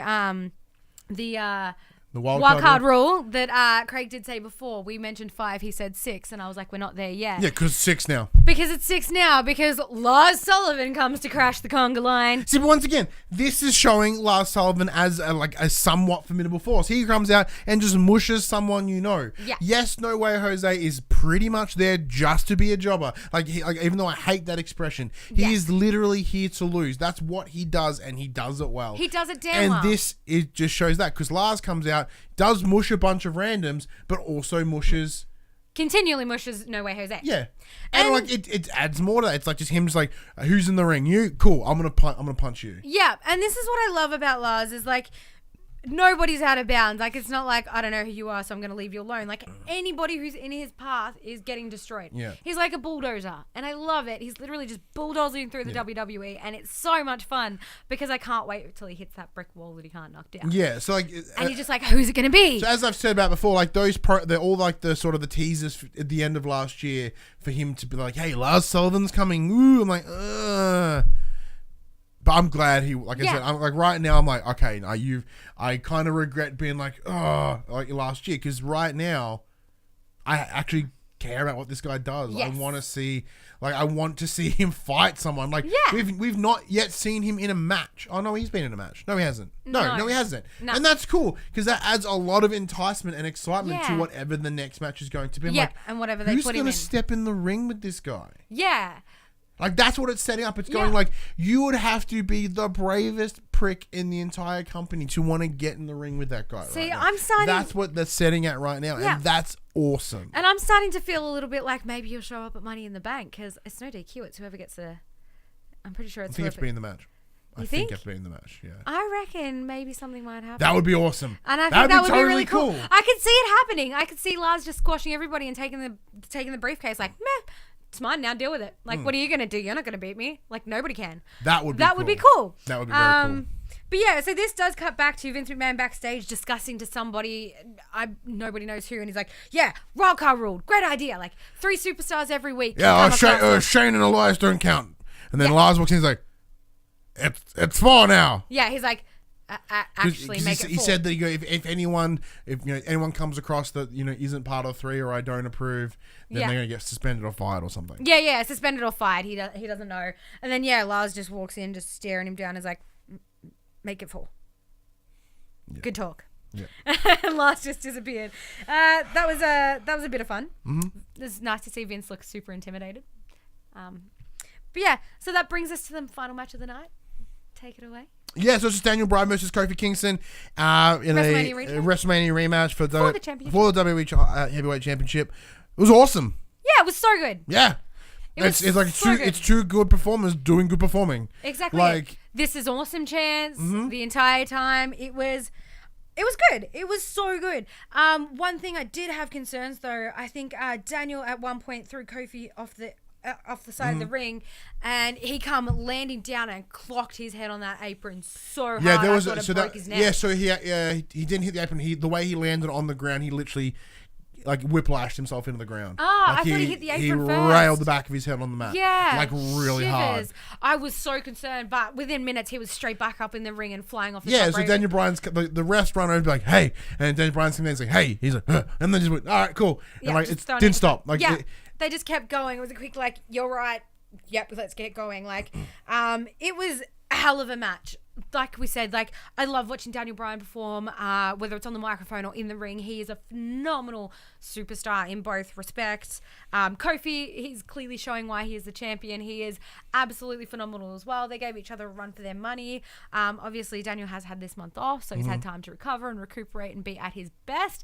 Kofi's still going, so, there's got to be some sort of fatigue there. He's been wrestling sort of every week now, but he's still 100% that entire match. I was so engaged the entire time. I love watching those two wrestle. And sure, it was a repeat, but it was a repeat I wanted to see because I was like, this is a good repeat. This is a good match. Yeah, so it's not the same boring shit. It's one of those repeats that solidify the outcome. Yeah. And what it's like, if Kofi was to then lose it to Daniel Bryan, spoilers, he wins. Yeah. That would be like, oh.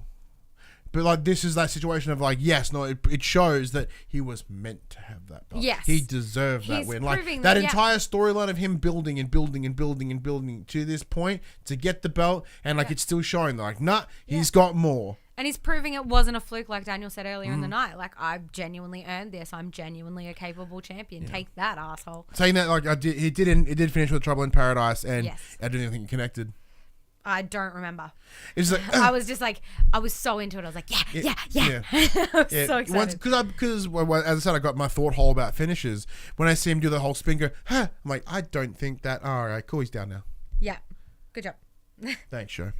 Yeah, it was good. What do you think overall? Look, it's barely a bar. It's not a Kurt Angle. It's barely a bar. Yeah. I agree. And for me, the biggest points were that Daniel Bryan Kofi match and the Firefly. That's it. The Firefly Funhouse. That was it. The problem with the rating system is personally, I want to give this an actual 0. Yeah. I would be nah, because of everything else, it literally tarnished everything. Part of this episode. Yeah. But when you sort of try to break it down bit by bit, you're like, okay, no, that was okay, that was fine, that was poo, that was poo. I agree entirely. I think it does dampen the mood. It was more cons than pros. But those pros did just get it over the line. So over the bar. When we do a 1, 2, 3, 4 system, it's not we don't really have a lot of room to work in terms of scoring, so which is kind of fun that way. But it's 1 bar. Yeah, literally. It's a thumb. It's a Kurt. It's a sideways Kurt or the bar. Yeah. Let us know what you thought of this week's episode of Monday Night Raw in those comments below, Facebook group or the Discord channel. Or join us live next week. That's and true. You can tell us. You can have your thoughts in the chat with us as we go. As Dash and Craig have. Neither Dash or Mullet have put their thoughts, but they told us throughout. Yeah, that's all. Yeah, well, good. Join us. Join the conversation. Yeah, man, come and have a chat the wrestling with us. It's part of the fun, is you too can rant, but in text. Yeah. Next, we move to SmackDown Live. This one takes place out of Louisville, Kentucky. Kicks off with AJ Styles' entrance. Yep. Yep. Everyone's pretty excited about that, which is nice and cool. Everybody was. It is the house that AJ Styles built after all. We can come back to it. It was a great show, says Dash. I highly doubt that, Dash. Well, coming from Dash's perspective, he would have loved it because there's so much for him to get angry at. That's true. Very true. So, I love that. But yeah, AJ Styles to a huge... To be honest, again, if we're playing this heel-face game, might I add, if me playing this sucks as the face, as the heel... It's great. Brilliant. It's perfect for him. I love this so much. This is so good. It is so good. AJ Styles comes out. The announcers are talking about the wild card because obviously AJ is a Raw superstar now. They do change it from 4 superstars, 3, 4, to a limited number, as the announcers called it at the start of the show. A limited number of superstars. You're not love about rules? Vagueness in rules. Rules are made to be bent. Best. Not broken. AJ Styles comes out. I believe he's talking about being excited to be back at the house that AJ Styles built. Sami Zayn does interrupt, and he goes on to... And like the commentators mentioned that that he's in the wild card rule continues with Sami Zayn. Like, did anyone ever confirm that Sami Zayn was on Raw? I don't think Sami Zayn has been confirmed. Well, they heavily implied that he's on Raw. Yes. So I guess at some point they'll he's on Raw. Yeah, nobody's. I don't think that has been solidified. But yeah, they he goes on to have a chat about where are we? Oh God, I don't even know what. I wasn't paying attention. I was just like, oh God. Yeah, so he comes out. He confronts AJ about his toxic ego. Oh, that's it. Yeah, his toxic ego, which AJ turns around and makes a smelly joke at him. Yeah, he's like, man, you smell. Yeah, and have a shower. It's cartoony kid shit. Yep. But in case you weren't sure that he was in a bin last night, who smells? But the boss loves that sort of shit. But yeah, so as he's making these jokes at Sami Zayn, Kofi Kingston interjects with Xavier Woods by his side. And Kofi's like, oh, you out here again, AJ Styles, talking about your architectural contributions to SmackDown Live again, which I thought was great. He goes on to in a very white mimic voice be like, this is the house that AJ Styles built. It's so good. Just so good. But yeah, Kofi's like, I'm the champion. What are you two doing? I want to fight. You want to fight, AJ? Let's fight. And Sami Zayn's like, oh, no. You don't just give out title shots like that. That's not how this works. All you're doing is pandering to the universe. Yeah, all you do is pandering to these people. They don't care about you. They don't want you to succeed. They're not happy for you, Kofi. And Kofi's like, no, I don't care. I want to fight. You want to fight? You want to fight. Who wants to fight? Pick who wants to fight. I want to fight. And I was like, that is a champion. That is a fighting champion. He's just like, I'm ready for this. I'm going to put my title on the line tonight. I don't care who it's against. Bring this shit on. I will show you why I'm here. You think they're not happy for me? Let me show you. You think this is the house that you built? Let me show you. Yeah. So good. I did have a bit of a giggle that the New Day kept calling Sammy just Sam. They're just like, no, Sam. No, Sam. Sam. I was like, just say Sammy. It's not that hard. Just put the I. But it was still super funny. Those guys are the best. I did also like that when Kofi was doing his WWE World right in his shit. And Sami Zayn's like, every thrust is just dodging backwards. It was so good. Sammy's good like that. Yeah. I'll give him credit. But yeah, this leads into Kevin Owens. Yeah, before we jump into that though, I just want to be negative for a second. Go for it. Do it. It's just me or AJ's promos suck. AJ is the worst with the microphone. Because him being champion for fucking a long ass time, over the last year or whatever. I remember he was trying to. I think the part of his gimmick was he was the face that runs the place. If he was this face of the company, why does he talk like trash? Yeah, is it just recently? I feel like I feel like he's good at being that face, that good guy. And now that he's playing that more sinister, like he's obviously trying to show himself as a bit of a bad guy. But he's been a heel before. Like I'm pretty sure he was a heel in Japan, in New Japan. But this is a different stage. Dash, can you confirm? Like AJ's been a heel before, hasn't he? But yeah, this is a different stage, I guess. And I'm finding that he's just not that fluent with it. Like I'm finding everything he says is a bit stagnant. I'm just delivery's off. Yeah, delivery's off. That flow. Yeah, it's like that. You smell. Take a shower. Like you could have played that so much better. Dash did just confirm that he has been a heel before. Thank you, Dash. Has he been a better heel than he is currently? Yeah. But yeah, I don't know. Nothing AJ has ever said ever since I've started watching again has ever landed with me. I don't think much about AJ Styles at all. I don't think he's that phenomenal, to be honest. Neither is his forearm. Yeah, but the adequate AJ Styles, isn't that rad? Doesn't ring. Because I know he was the leader. Like he took over the Bullet Club from Finn Balor when Finn Balor left. To come over here and pop into Too Sweet. I like it. Yeah. They do that, right? Yeah. Look, I know things. But yeah, apparently he was a way better heel back then. And channel that. There's a reason you're in the position you're in now, and it's because of that. Like, channel that. Like, everything he said is just not landed for me, and I find him quite bland. To me, he's just like Billy Ray Cyrus in a wrestling gear. You're just gonna take my horse to the long down road. I'm gonna, I imagine him sitting backstage with a guitar and Elias. Yeah. The beige AJ Styles. Yeah. Beige. It's just nothing exciting. Dash did also jump in and added NJPW will always have a better product storyline wise because it's Raw. That's true. Yeah.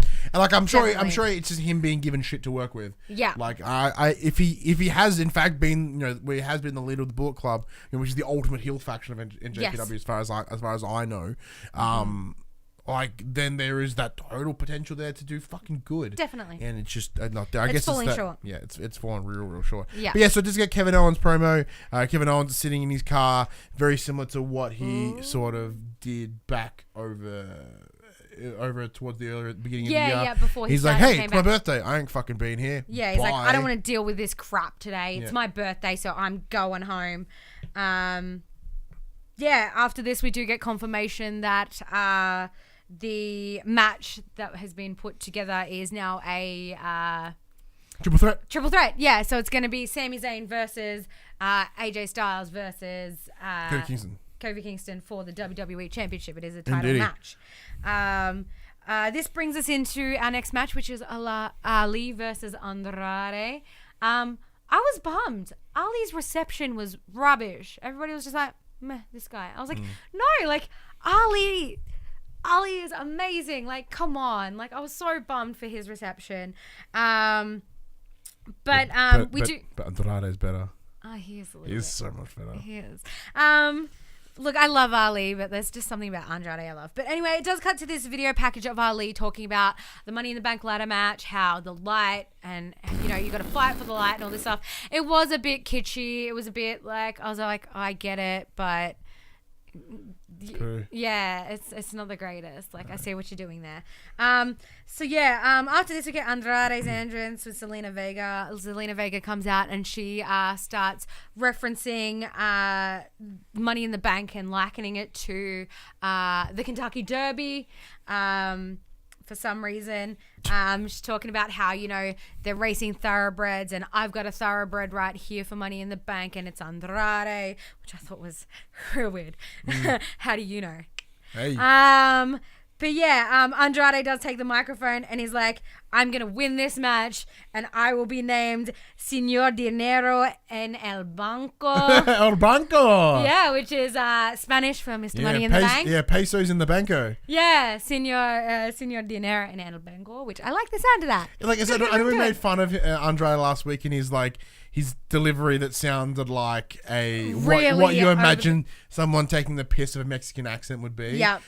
I'm totally in it. I love it. Yeah. I was like, he said one thing and he's like, I'm going to win. And I was like, talk more, please talk more. And then he's like, and I will be named. And I will be Señor Dinero in el Banco. And I was like, am Money in the Bank. Yeah, like, I know what that means. I hope that's what it's called. It makes me want to listen to the Spanish version of Money in the Bank It's now. very. I think it's more Spanglish. Like it's very like Americanized Spanish.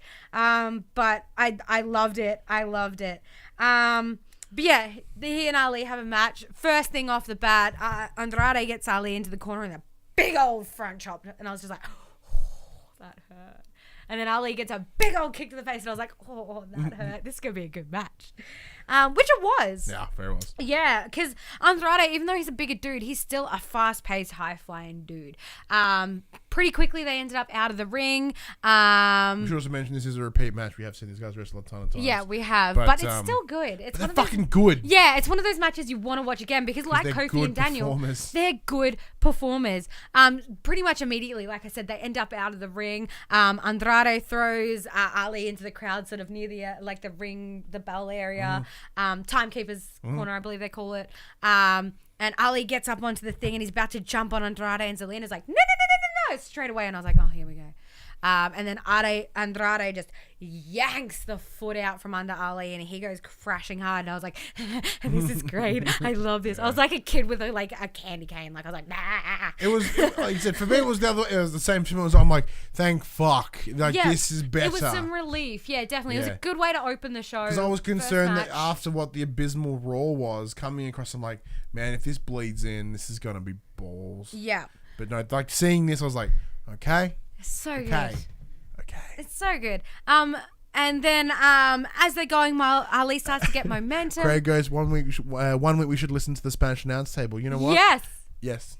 I agree. One of the greatest things I ever did was listen to Willy Wonka and the Chocolate Factory with the Norwegian track. It was the funniest thing I've ever heard in my life. I'm gonna have to do that. So yes, we are watching. I'll have to do Spanish version of a pay-per-view. At do some some point. things and listen to a Spanish. Oh, dude, it rocks. I'm gonna have to do that. I'm gonna have to talk to some friends and organize some things.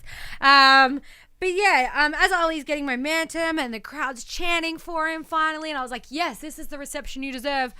Randy Orton out of nowhere just comes barraging and bashing people. No RKO's just yet. He punches just sucks him in the face. Socks him in the face. He gets him good. Randy goes for an RKO. Ali pushes him out of it.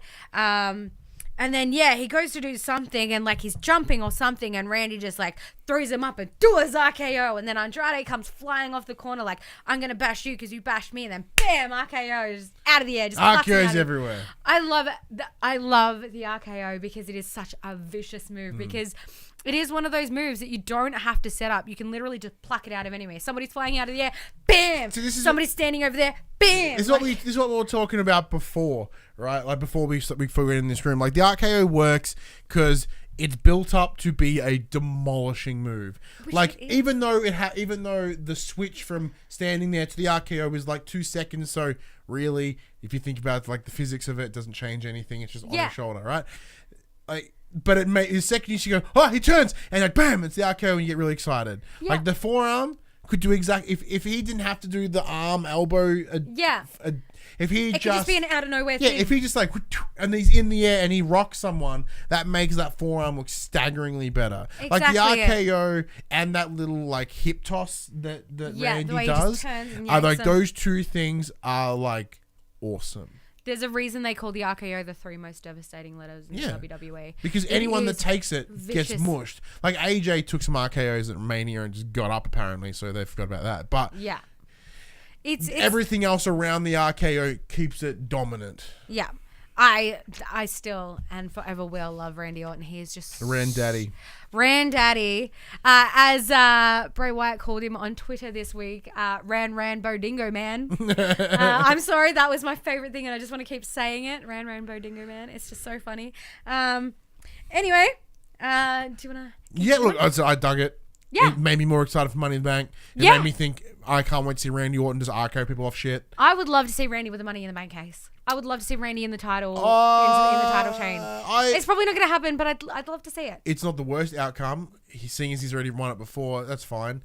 But like, I want to see him at least get up on. I know I'm RKO off the top of the ladder. Yeah, like it's gonna happen. Someone's up there, they're reaching for it. He climbs up and just drops him off the side. Gonna happen. Like that's what I want to see. And hopefully multiple times because that is a beauty. Because although he may not, like you said, he is there to make everyone else look good. Like in the same way that Finn Balor is there to make awesome spots. Yeah. Like Finn Balor's not going to come out with a briefcase. No. Like neither's Randy. No. But like they're there to do awesome shit, and I want to see that awesome shit. And like, it'll look so good. bad. Somebody's at the top of like they're halfway up a ladder. Randy just off the top rope, RKO. Like there's gonna be some cool shit going on in that match, and I am all about it. Yep. There's gonna be like coup de grace off the top of ladders and shit. It's gonna be amazing. Ricochet doing like 630s off stuff. Yeah, could you imagine that off the top of a ladder? Like somebody's gonna die in that match, and it's gonna be great. Yeah, It's gonna be worth it. all that. Next, we get what felt like a 45-minute Roman story package. I know. Talked about Roman Reigns coming from back in 2014 to where he's now.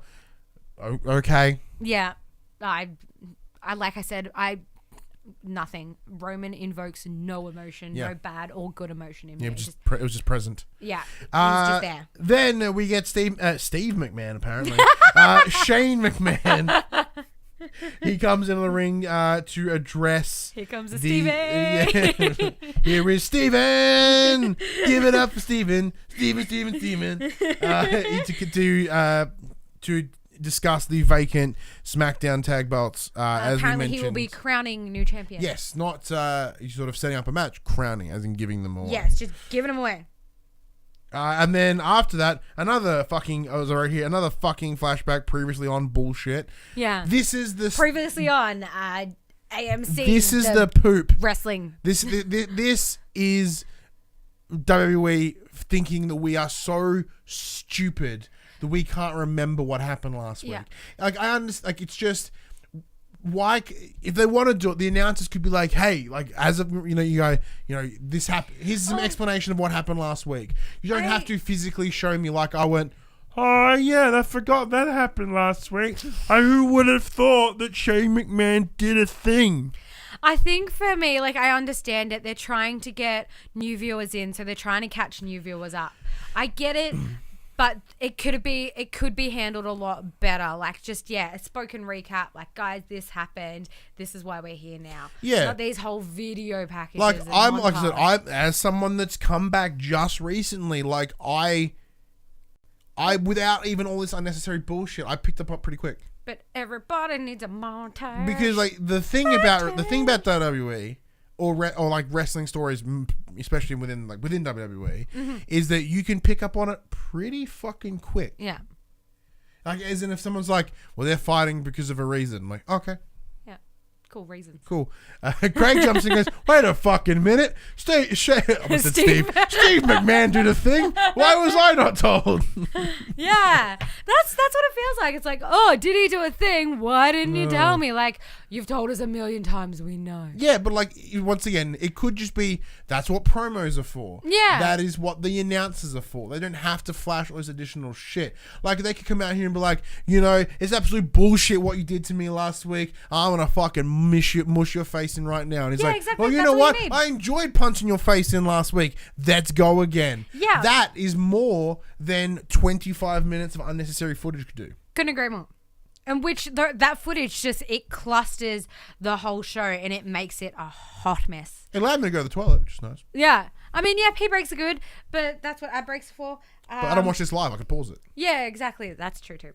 It's just making a big old mess of the shows, and there's too much content and not enough time, and it's really it's throwing the whole flow of it off, and that's what's sort of getting me out of it. Like at the moment, I do feel like to me it's kind of a chore to watch. I'm not as engaged as I was before, and I was like, I can't wait for this weekend. Like I'm like, oh great, what's gonna happen this week? Mm-hmm. Like, do I? It's really taking the fun out of doing the show.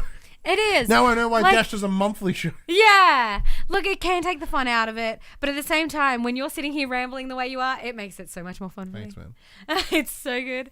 The mullet does say if they did less flashbacks, there's more incentive to watch more content. Yep. And I couldn't agree more. That's exactly what we're getting at. Because if they're just like, oh, well, this is the other problem. If they're like, look, if you want to see what happened, why don't you go watch last week's episode? Exactly it. Promote your previous shows. Get people watching old stuff. Get people going back. That's how you keep people in. So the downside of the network with their deal with the USA, shit, not even monthly. Dash said not even barely monthly. Pay-per-views. It's more when it's good. I love that. And Well, they were going to do Mania, and then they're like, "Oh, they did Mania." Like, but then they're like, "We'll do it, I guess, maybe." I love it though. At least, but I mean, like, they got us to keep them the problem that they have with the agreement with USA is if only they could be like, you know, you want to know what happened last week? Go to WWE Network and watch last week's episode as it, you know. Yeah. Like when you're done here, go back and watch with the build up to this episode. But like, you pull up WWE Network and it's like, here's what happened before WrestleMania. I'm like, WrestleMania's been and gone, man. Yeah, you don't need that. Previously on SmackDown Like Live. saying that though, now that like every TV channel has its own little fucking thing. Yeah. So like, if you have Channel 9 now, you can go back and watch the last 4 episodes Exactly of Raw and SmackDown. Pretty cool. I have Foxtel, like I have Foxtel now, so I can do that. People love getting stuck in holes too. People want to go back and watch Binging previous... is shit. Yeah, good. exactly it. Like promote that shit. Get people in the network watching old stuff. So like this could bring your viewership up. It could bring the moolah back in. Like apparently they've gone from like 5 million viewers to 2. Yeah, like when they're in the heat of their awesomeness in like we're talking Attitude Era and post Attitude Era. Yeah. Like they were hitting 5 million a week. Now it's 2. Yeah. Like, so there's something they there. need to be pushing. Yeah. Anyway, Shane does say that Shane's obviously, you know, like we said, just going to give the SmackDown titles away. He's like, I'm going to give them to a deserving champion, like tag team. I scoured the roster and who did I come across? Let me introduce you to Daniel Bryan's music hit. Yeah, that was awesome. I was like, what? Yes. I was so excited for that because that brings a whole new spin to the tag team division in SmackDown. I was like, Daniel Bryan and Rowan as a tag team? Like, yes! Saying that, though, I did get spoiled by this on Twitter by presumably Pez from 2K. Yes. Because he was 2K ANZ going, I guess these are the champs. And like, I literally put the gif of James Franco going, no, I loved it. because I'm like, what the fuck is this? I loved it. And like, when I saw that photo of them holding the belts, I'm like, what the fuck?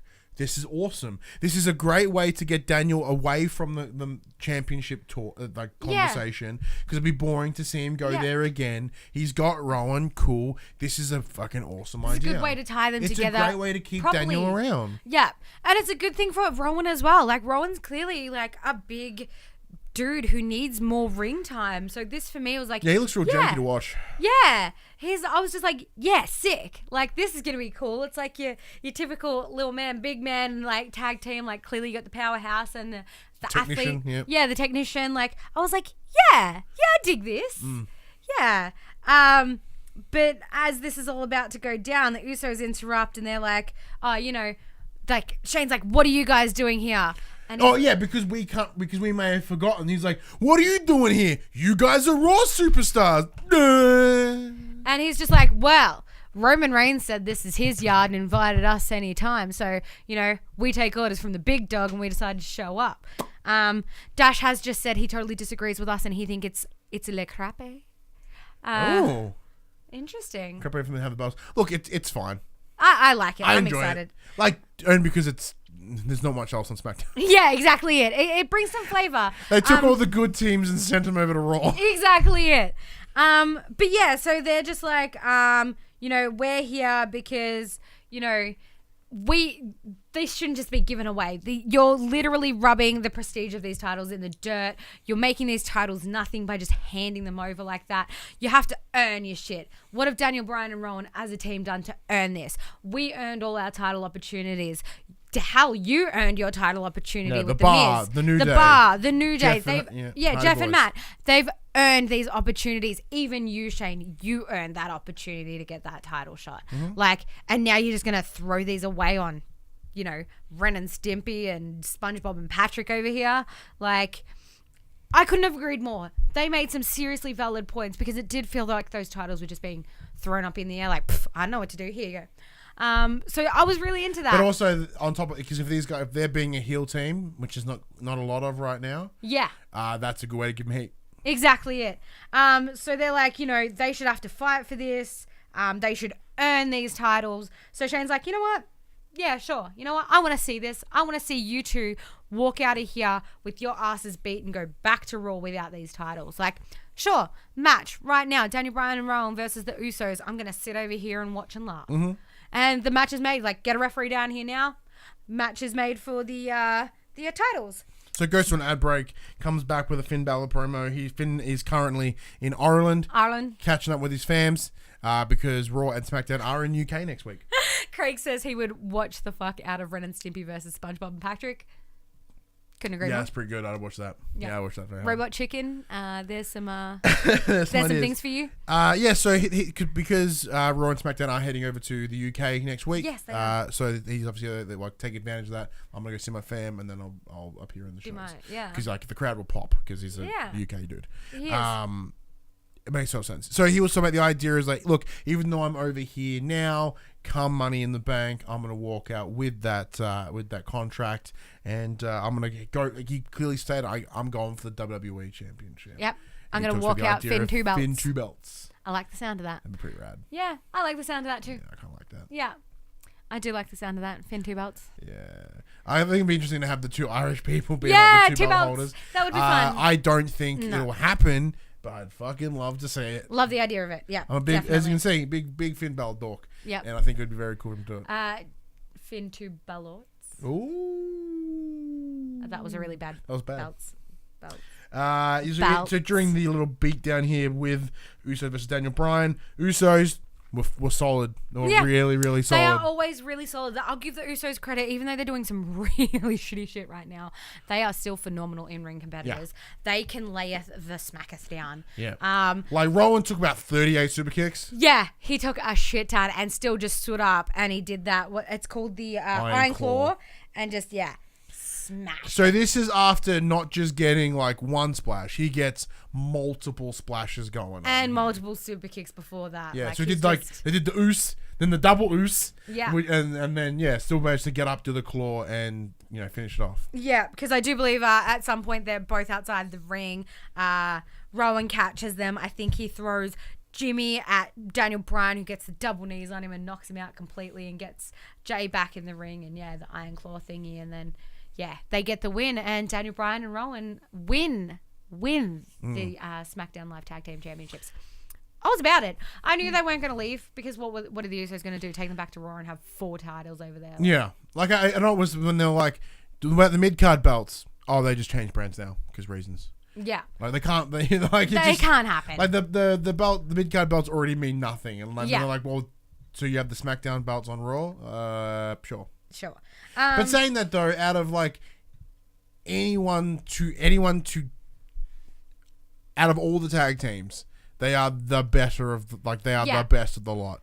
Yep, so anyone else was to come in and take have a shot at the belts, I'd be like, yeah. Yeah, couldn't agree more. Obviously Shane's super excited. He hands over the titles, all happy chappy. At this point, they do mention that later in the night there's going to be a tag match. I believe it's Sonya Deville and Mandy versus Sex and Violence. The Fire Desire. Nope, Sex and Violence. Sex and Violence, I like it. Who are they versing again? I don't have Ember Moon and Kamala. But, I love calling people out on their mistakes. Somebody's like, Sonya and Mandy Deville. And I was like, Mandy Rose? Sonya Deville? Nah. Good job, idiot. You're live. That's work, fuck you face. Can't make mistakes like that. We should mention Corey Graves rocking the PopC purple. He was rocking the PopC purple pocket. He had a nice little pocket square. And the guy in the middle, not Todd Phillips? I'm going to go with that. He was rocking a nice PopC purple tie. Oh, I love it. So we know you're watching. Appreciate it. You're welcome, guys. Thank you very much. After this, we do get the Firefly Funhouse, same as we saw the night previous. Loved it still. Super creepy. It's getting weirder and weirder, and I'm all about it. I do love me some Bray Wyatt now. But it does come back to Shane in the ring. He's apparently about to make an announcement about Money in the Bank. Starts babbling about how prestigious Money in the Bank is and how full-on Money in the Bank is. And out of nowhere, there's a Miz. And the Miz just, wails into him. So that's superstar number four from Raw tonight? Yeah. I think so. 1, 2. Well, it depends. The Usos count as 1 or 2. I feel like they count as 1 because they're a tag team. Yeah, sure. It's hard to say. Maybe 2. 2 people. I don't think they really care. Yeah. But so this was like, as soon as this was happening, I was like, this is immediately, like, this is clearly a setup for The Miz. Like, The Miz is just going to show up here and everybody starts screaming. And I was like, because Sami Zayn. So he's the 4th. Yeah. That's with AJ. Yeah. So, yeah, I was expecting The Miz to show up. Obviously, it was very clearly set up for that to happen. But yeah, Shane does a runner. Miz gives chase. And next minute, the B team are out there wailing into the Miz. Into the Miz. What was interesting, because I totally forgot about the Miztourage, because they meant, credit to it. See, this is where the announcers are doing their job right. Yes. They're like, these guys used to be part of the Miztourage. That's Miz's entourage. I'm like, Yep. oh yeah, I fucking forgot about that. Yep. So like, that is good commentating. Because it's like, without showing you footage of them being the Miztourage, it's like, that's what the announcers are there for. Yeah, that adds that little bit of, oh yeah, this is kind of even weirder that they're fighting each other now. And earlier in the night, before Shane goes on about the belts, he does mention, what kind of inhumane being attacks somebody with a chair, and as he's run off backstage, he comes back and attacks Miz with a chair. Yeah. Like, I love this. I love that he's just a complete hypocrite, and he's just making me hate him more, which is making me love Miz more, which is making me love this whole thing more. It was so dumb, but it was so good. But yeah, they obviously get the beat down on the Miz, and that's that. We've seen the Miz get beat up by Shane before. I'm getting a bit sick of seeing this, to be honest. I'm excited for their match, but I'm still kidding. I'm getting a bit sick of just seeing only be bested. If the steel cage match is something massive, like all these different little builds up. The only way it's gonna pay off and make all this worthwhile is if the steel cage match is something of note. That's true. But yeah, this leads into being backstage and the Planet's champ, the Planet's tag team champs, shall we call them? Rowan. A lot of thought went into that one. Yeah, Rowan and Daniel are backstage, and Daniel's like, we're going to reform the tag team. We're going to make them, Like, they could be really cool and call themselves the Planeteers or something. Yeah, that would be good. And they're like, yes, we've got the belts. Like, oh, we need to do something about these belts. Yes. So we're about to see some hip belts. Yeah. But then we get a little bit of heavy machinery. Pretty lady. Jeez.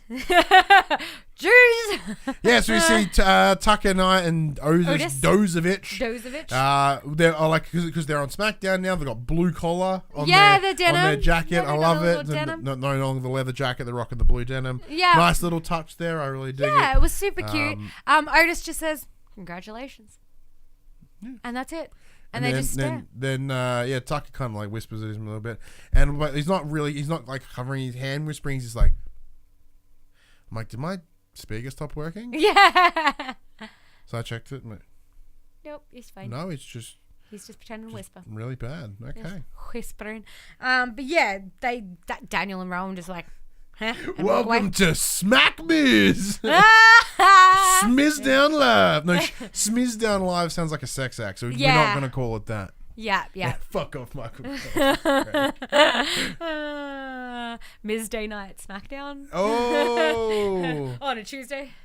But yeah, this brings us into the tag match, which is a little preview kind of Money in the Bank. Yeah.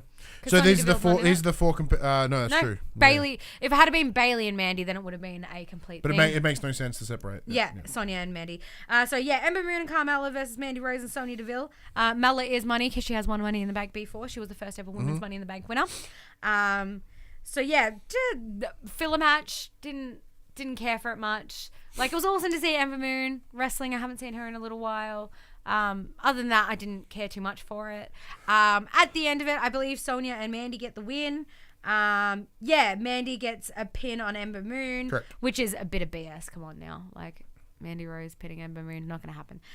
Which apparently did. Yeah. Notice how, like, in both Raw and SmackDown, the heelys of the... yes. Which clearly says they're not getting anywhere in their main match. Mandy Rose is not getting the briefcase. No, not at all. It's a high chance that Dana Brooke will win that. Yeah. Mandy Rose. I like Dana Brooke. She's so fit and she's pretty. She's adequate. But yeah, so after their match, Paige comes out and she's like, I used to manage you little trollops. With Asuka and Kairi. Yeah, with Asuka and Kairi saying, and she's like, I used to manage you little trollops and you ain't shit on these two. I got Asuka and Kairi saying, and I'm going to show you next week why they are a force to be reckoned with. See, this is good future storytelling because, in terms of like it's not brand storytelling, it's pretty straightforward. But like that's one of the things that we're kind of losing is like there's all these talks about what's happening now. Yeah. But there's like very rarely they'd be like, apart from a pay-per-view. You need a build-up. Apart from a pay-per-view, there's no like, next week we're going to see this.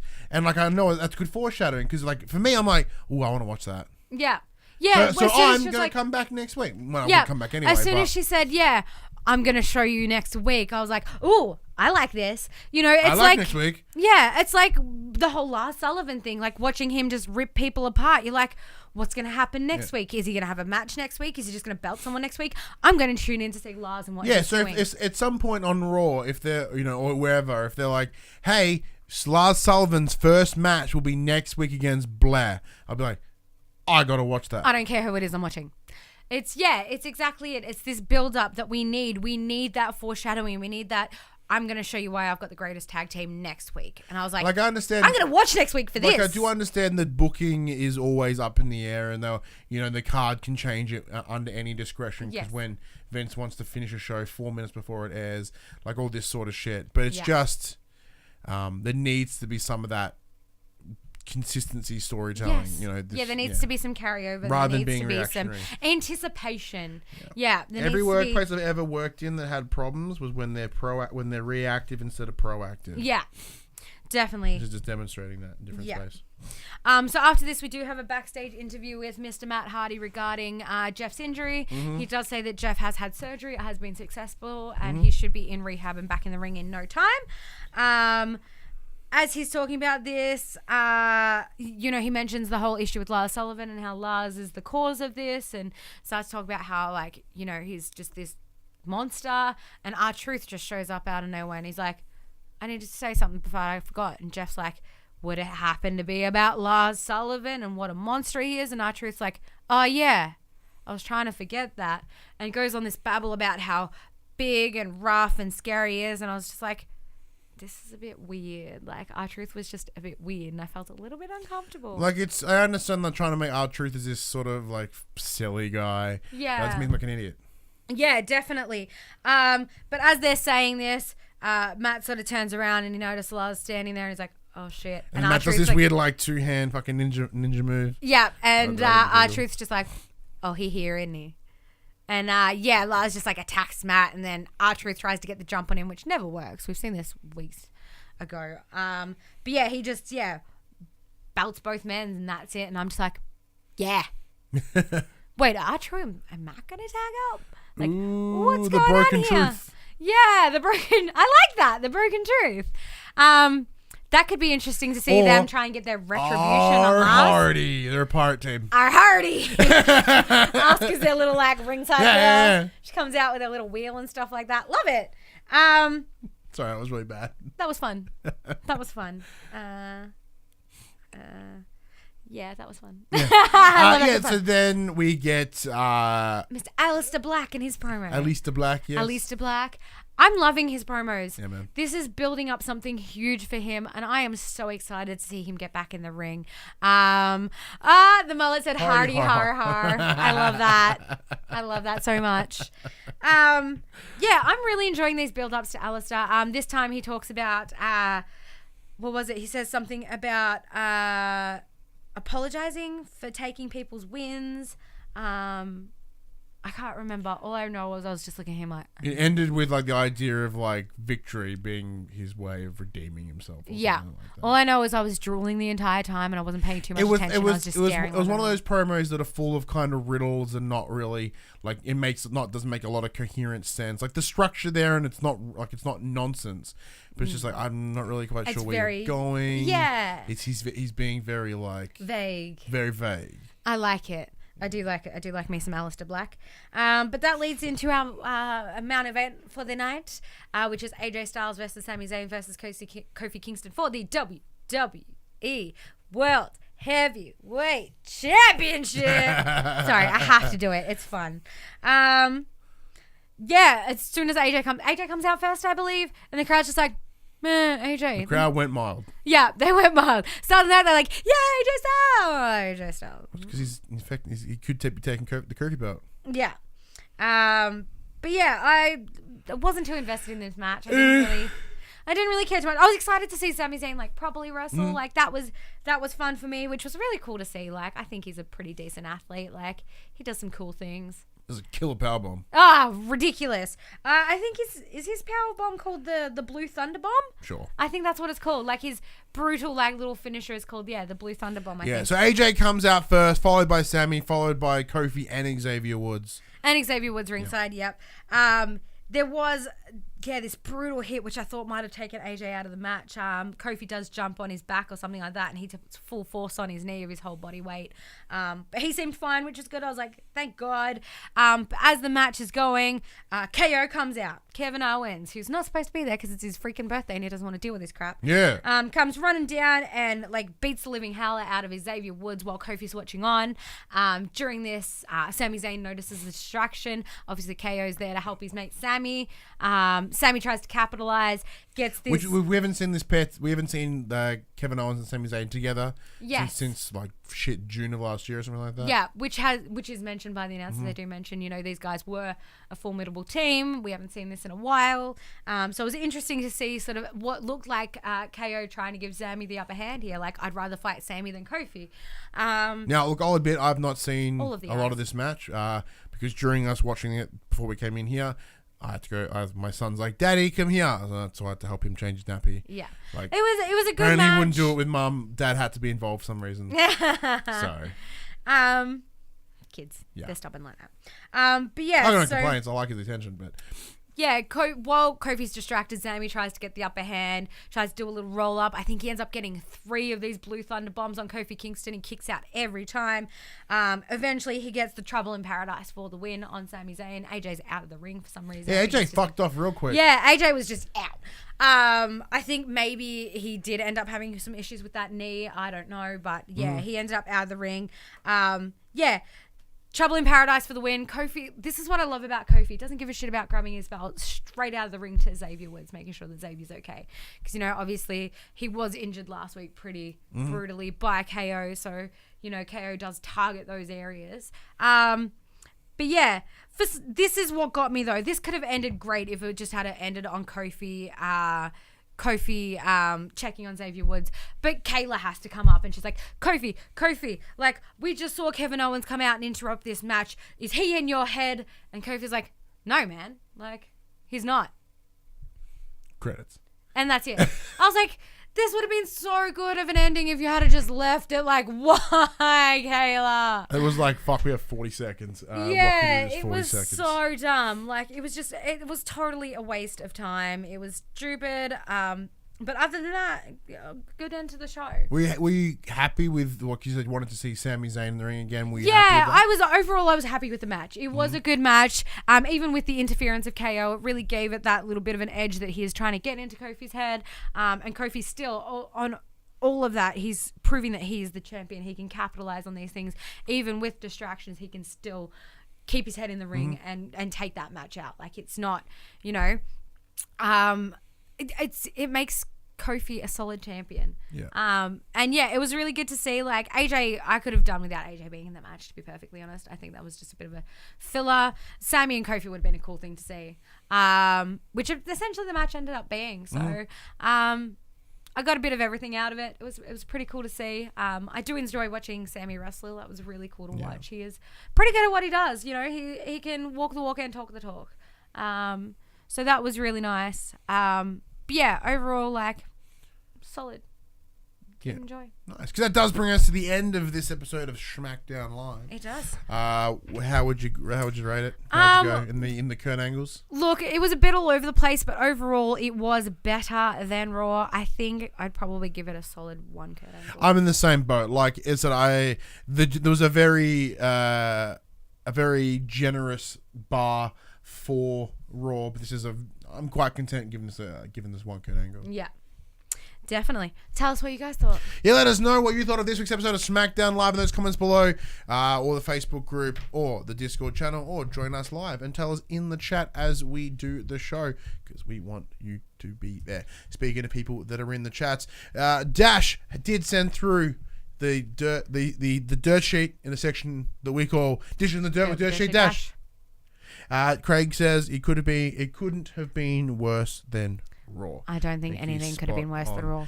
There. So Dash has come through once again, giving us the best whispers in the wrestling biz. Dash did just tell us that he thinks SmackDown was crap, just like Raw. True. I think you think everything's crap. It wasn't a brilliant episode. Like apart from it was a couple weeks ago when we were like, this episode was fucking solid. Yeah. Like this was adequate. Like I think it's only better by proxy. Yeah, just passable. So in today's dirt sheet, we have 3 talking points. Mm-hmm. Number 1, Lars Sullivan in the doghouse. Lars Sullivan is in the WWE doghouse, says Dash, and his job is now hanging by a thread. Ooh. Reddit user Fast FARCEV, like Fast Vacant, compiled a list of offensive online posts that were allegedly made by Lars Sullivan several years ago. The posts were made on a bodybuilding.com message board, and as these messages are offensive, we won't obviously be reading them here. Thank you, Dash.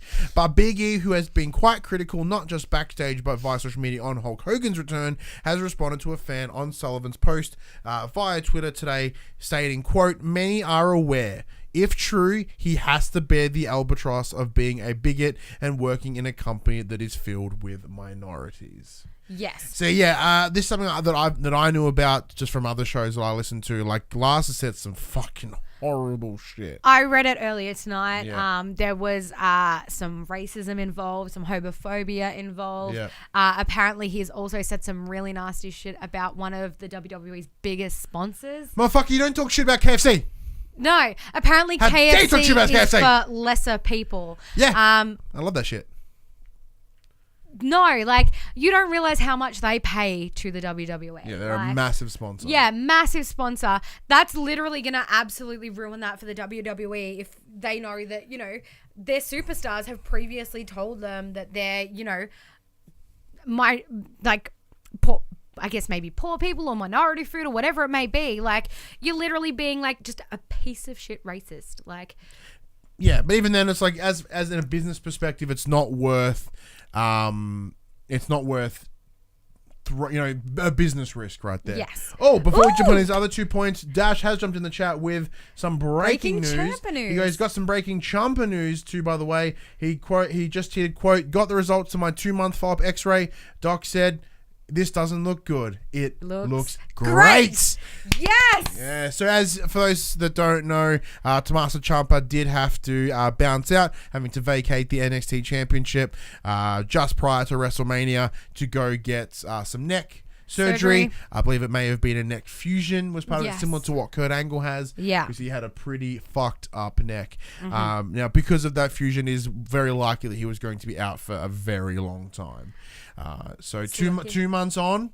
Looking great. Awesome, man. That's huge. I have gone back and watched a lot more like NXT and like Ciampa, and he's fucking dope. Ciampa. He's so dope. He's so good. It's brilliant. Number 2. Ambrose back to WWE. Ooh. According to Deadline.com, Dean Ambrose, aka John Moxley, is joining the cast of an MMA-themed movie entitled Cage Fighter. Ooh. Deadline provided the following description of the movie. Currently in pre-production, the film tells the story of a lauded MMA champion who unexpectedly loses a heavily promoted match to a professional wrestling star, making his crossover debut in the MMA fighting world. Ooh. Humiliated by the defeat, he must fight his way back to the top and earn his place for a rematch.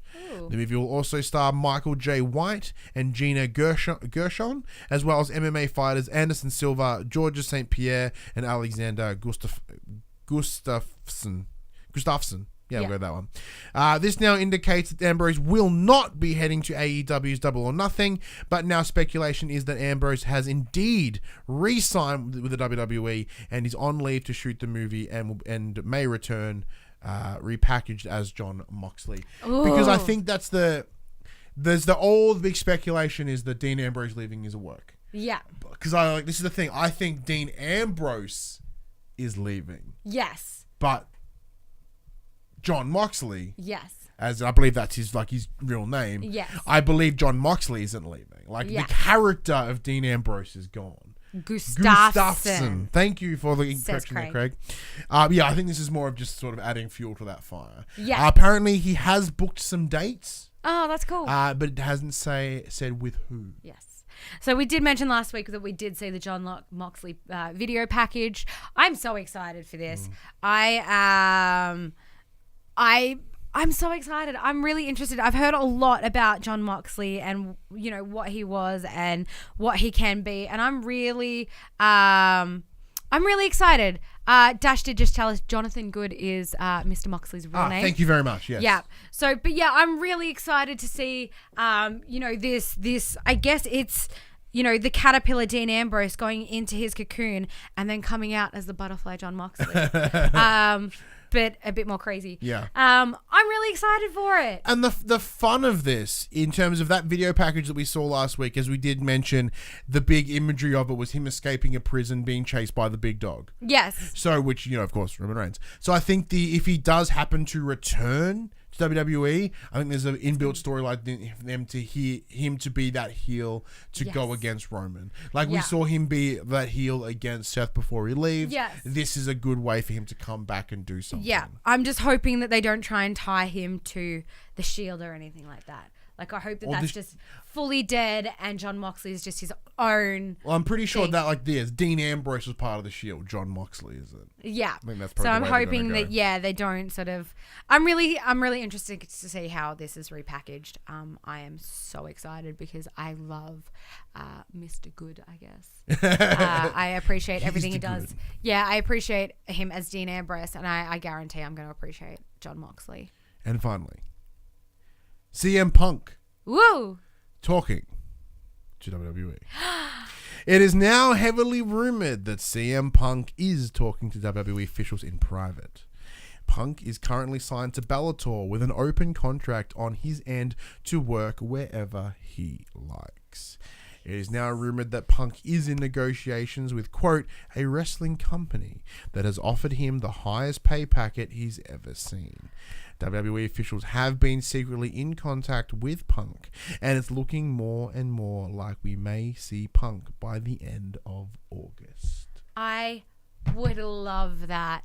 CM Punk is second to none as a superstar. Obviously, he has popped his head in a ring very recently.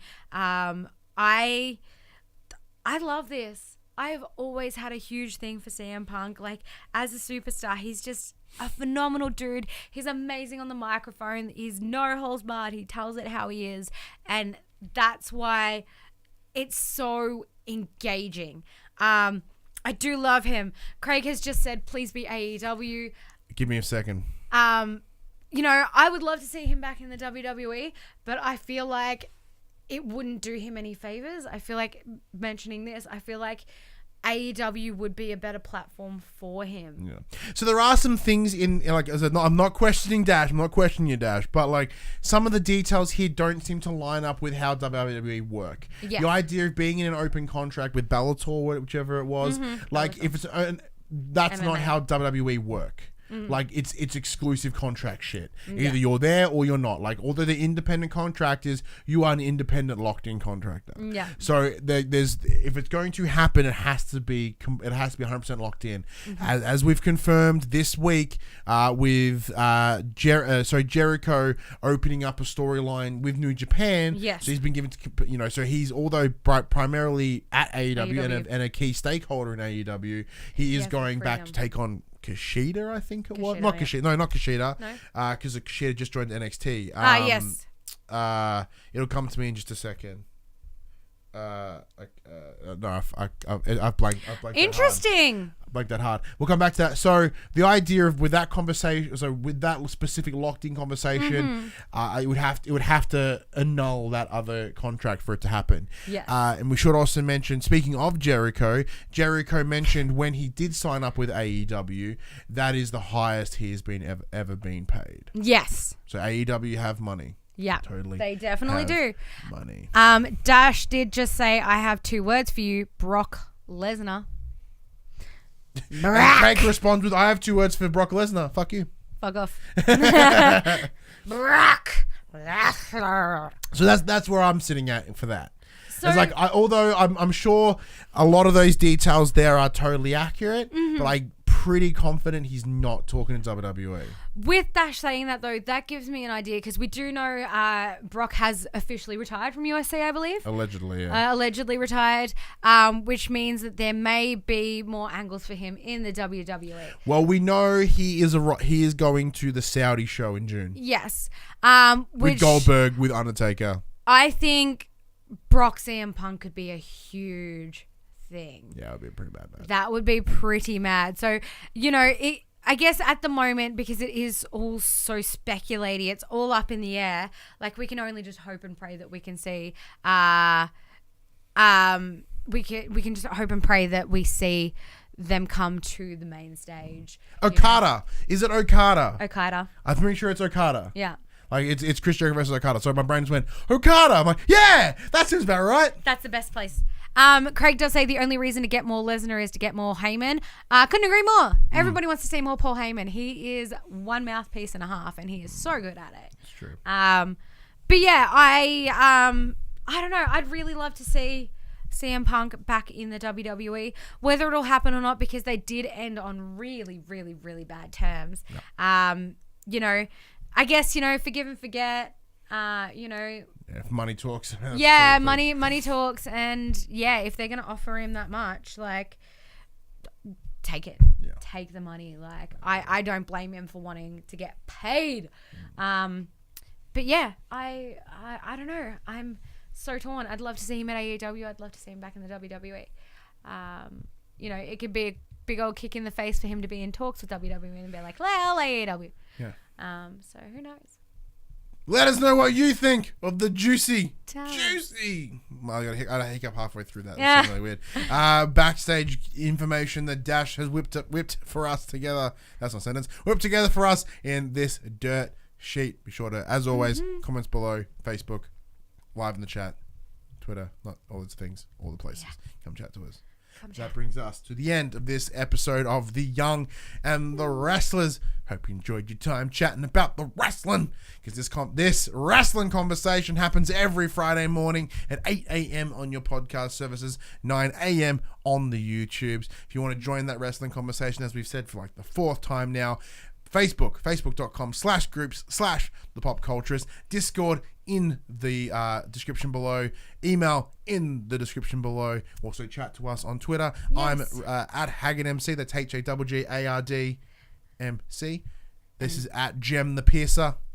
If you want to join us and on the conversation, watch us do this show live, you head over to Patreon, become a patron at any level, and you'll be given a nice little link to come and join the show every Thursday night. Talk to us live and engage join with us. the chat. Get your thoughts and opinions in the show. In the show as it happens. Mm-hmm. And we are also on twitch.tv/thepopculturist. Oh, and there's a merch store. There's stuff there. We are on Twitch. So next Wednesday, which will be the whatever date, we'll be doing our Money in the Bank predictions using the power of WWE 2K19. Woo. So come and join us then. So until next week, I'm Ryan Betson. And can I pierce it? Yes, I can, Craig. I'm Jem. We'll see you then. Bye.